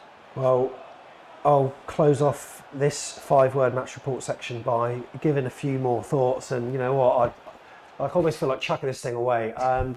Time to focus on the league, says Liam. Carter Vickers is not Ake, said Josh. Spineless story of our season. Grr, ba, naf, not happy. I probably said those the wrong way around there. I think it was grr and ba. They don't care, should I? Said Simon. 5 words. My lawnmower has packed up. What a crap day, said Al Gard. Al, all the best, regular viewer. Hope you're all right, mate. What time did AFCB arrive? Said someone. Failed to turn up again. Don't fanny about in defence, said Newers. SH1 team, no other words needed. Dan Juman, not a team player, said Adrian. We've done that one before, but he's posted it again. And finally, nope, and nopety nope. Those were your 5-word match reports. Thank you so much for getting involved. And if you could, make light of this horrendous day being a Bournemouth fan, make sure you subscribe to this channel and also give it a like as well. We would truly appreciate it. Ollie. Yeah, so just to keep you up to date then with the game going on between Brentford and Nottingham Forest. Of course, Brentford would have gone top. They would have gone into the top 3 with a win today. Swansea, of course, would have had a game in hand, but had Brentford won today, they would have overtaken them and gone into 3rd spot. I can tell you that the full-time result now has come in from the Brentford Community Stadium. That one is Brentford 1, Nottingham Forest 1. So a point aside there. I can tell you that 81 minutes in, AFC Bournemouth fans will be interested in this. 81 minutes in, Lewis Grabban was taken off. Glenn Murray was brought on, but nobody could find the winner for Nottingham Forest. So full-time there, 1-1 the scoreline from the Brentford Community Stadium, and still a chance for AFC Bournemouth in this championship campaign, but the FA Cup now is sadly a story for another day, and stories to go through, hopefully by the end of the season, and say, well, like you say, doesn't really matter anymore. We're back in the Premier League. Who needs the FA Cup? Who knows? But there's a long way to go until then. I tell you what though, the players will be going to bed tonight and they will be sort of closing their eyes and they'll just kind of look up and they'll think, did I give 100%? Yeah. And I'm not sure, Tom, that many can probably, because you know, these teams that, you know, these players that say, you know, like, we gave it our all, we did this, we that. I can't think of many Bournemouth players that did that. Maybe Begovic, because, you know, his job is his job. But apart from that, I'm not gonna, I'm not gonna sort of name the names of players who underperformed. I think that's clear. But not many of them have come out with shining colours today. No, not at all. It's surprising because I think there's no one out there that I really think will. I mean, they might. You never know with football, but will ever get an opportunity to go to an FA Cup semi-final again. I don't see any of them players ever getting that opportunity again. I mean, there's a few younger players in there, and you never know what'll happen. But I can't see it personally. So yeah, it was their chance today, and yeah, they should have woke up this morning and thought, this is my chance to get to an FA Cup semi-final, then one game away from a final, and they just, yeah, like you said, I think a lot of players do that. Will be thinking, did I give them all on the pitch? Did I leave it all out there? No, I don't personally think they did, but are we just maybe thinking they're better than they are because they've been doing this so much? I don't think they're as good as we think they are either, personally. But yeah, disappointing, and as much as I've loved it today, I want to go home and go to bed. Yeah. I'm fuming. It's the hope that kills you, isn't it? Yeah, I think the people above, I think the FA Cup has always been a bonus, hasn't it? We've done really well, but it is a bonus. And I think the remit would have been get us back to the Premier League, so would get to the end of the season, regardless of that. And yeah, I'm just going to keep talking because we don't know what's happened with the mics, but rubbish. What else was there today? I think it'll all be down to promotion. Would get at the end of the season, and they'll readdress after that. If he gets promoted, it'll be in a job in the Premier League. He'll be a Premier League manager. If we don't get promoted, I'm sure we'll go down a different route. But we shall see. We shall see. How you doing, me and Mike's? Not sure if our mics are back yet. I don't think they are. I'll keep talking. It's not a problem. Everyone's well happy watching this. They're going, oh, we get more Tom. He's so happy today as well. So yeah, out of all the times I don't mind being on screen, I'm on screen when we just lost 3-0 to Southampton. So this feels like some sort of punishment that I didn't know I was going to have. Peter Walton's on the screen, the referee. He's probably agreeing with VAR. To be fair, that's the only thing today, I would say. It's made me feel a bit better about VAR. I hate VAR, but finally done me a favour. What else can we talk about? Do you think VAR? Oh.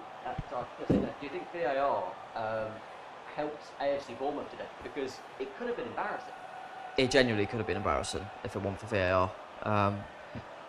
It's a weird one because I can't stand it. But they definitely, I don't think they get disallowed without VAR because they were so close. Both of them in the moment. But it's just showing Woodgate on the screen here, and he'll be frustrated. I'll be interested to see what he says. Because, he's a manager that wears his heart on his sleeve, and I think he'll really get into these players. Just reading the chat now, just for something to do, really. What we got going on in there? Ethan, nice to see you in the chat, mate. Hope you enjoyed, regardless of the result. Yeah, cheers, John, as well. Everyone seems to appreciate it anyway, but it's just a real shame. We've had a 100% record on the old watch-alongs, haven't we? And I think it was that as well, that omen, Southampton, gave me a bit of hope, but yeah, it's died pretty quickly. A few people saying how embarrassing it was today and there, and it's a real shame. A few people plugging the likes, yeah, do that, but I'll make Sam ain't got his mic switched on, so I'll make him shave his head again if we get a few hundred likes. But yeah, we're all good. Nice to see you down in the chat as well. Hope you didn't have to get up. I wonder what time Dan would have had to get up today in America. Well, I'm thinking it was quite an early start. So he's obviously in Florida, so he's 5 hours behind. So yeah, 12:15 kickoff. We're looking at 7:15 in the morning. But knowing him, he would have probably been there for the watch along as well. For the very start of it. So yeah, he will have been waking up early. And Daniel, I'm sorry your day hasn't been that great, but you know what, the season is not over despite all that's happened in the FA Cup. I tell you what, mate, if the players put in a shift like you did today, just now, in terms of filling time, mate, I think Woodgate would be pleased if you were. It's all part of being live, isn't it?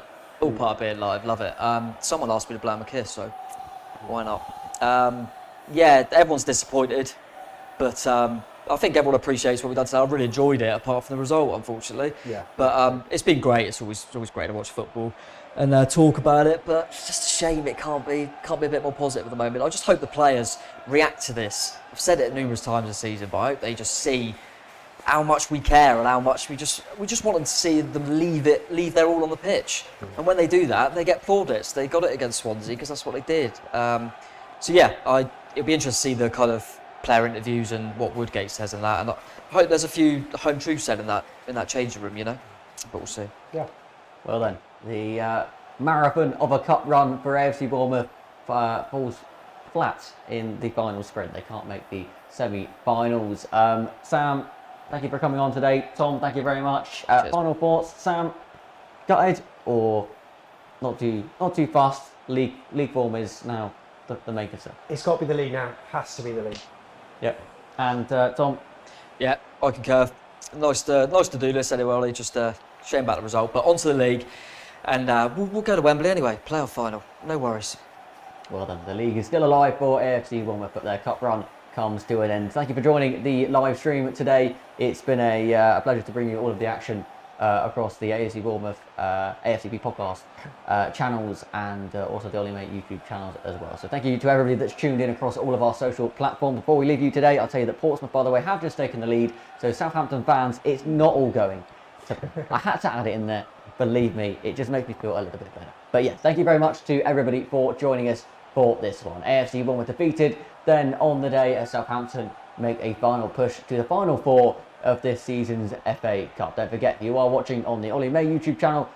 Then we will be live later on for the Everton versus Manchester City tie, and our side will be making their way into the semi-finals and will be playing at Wembley next month.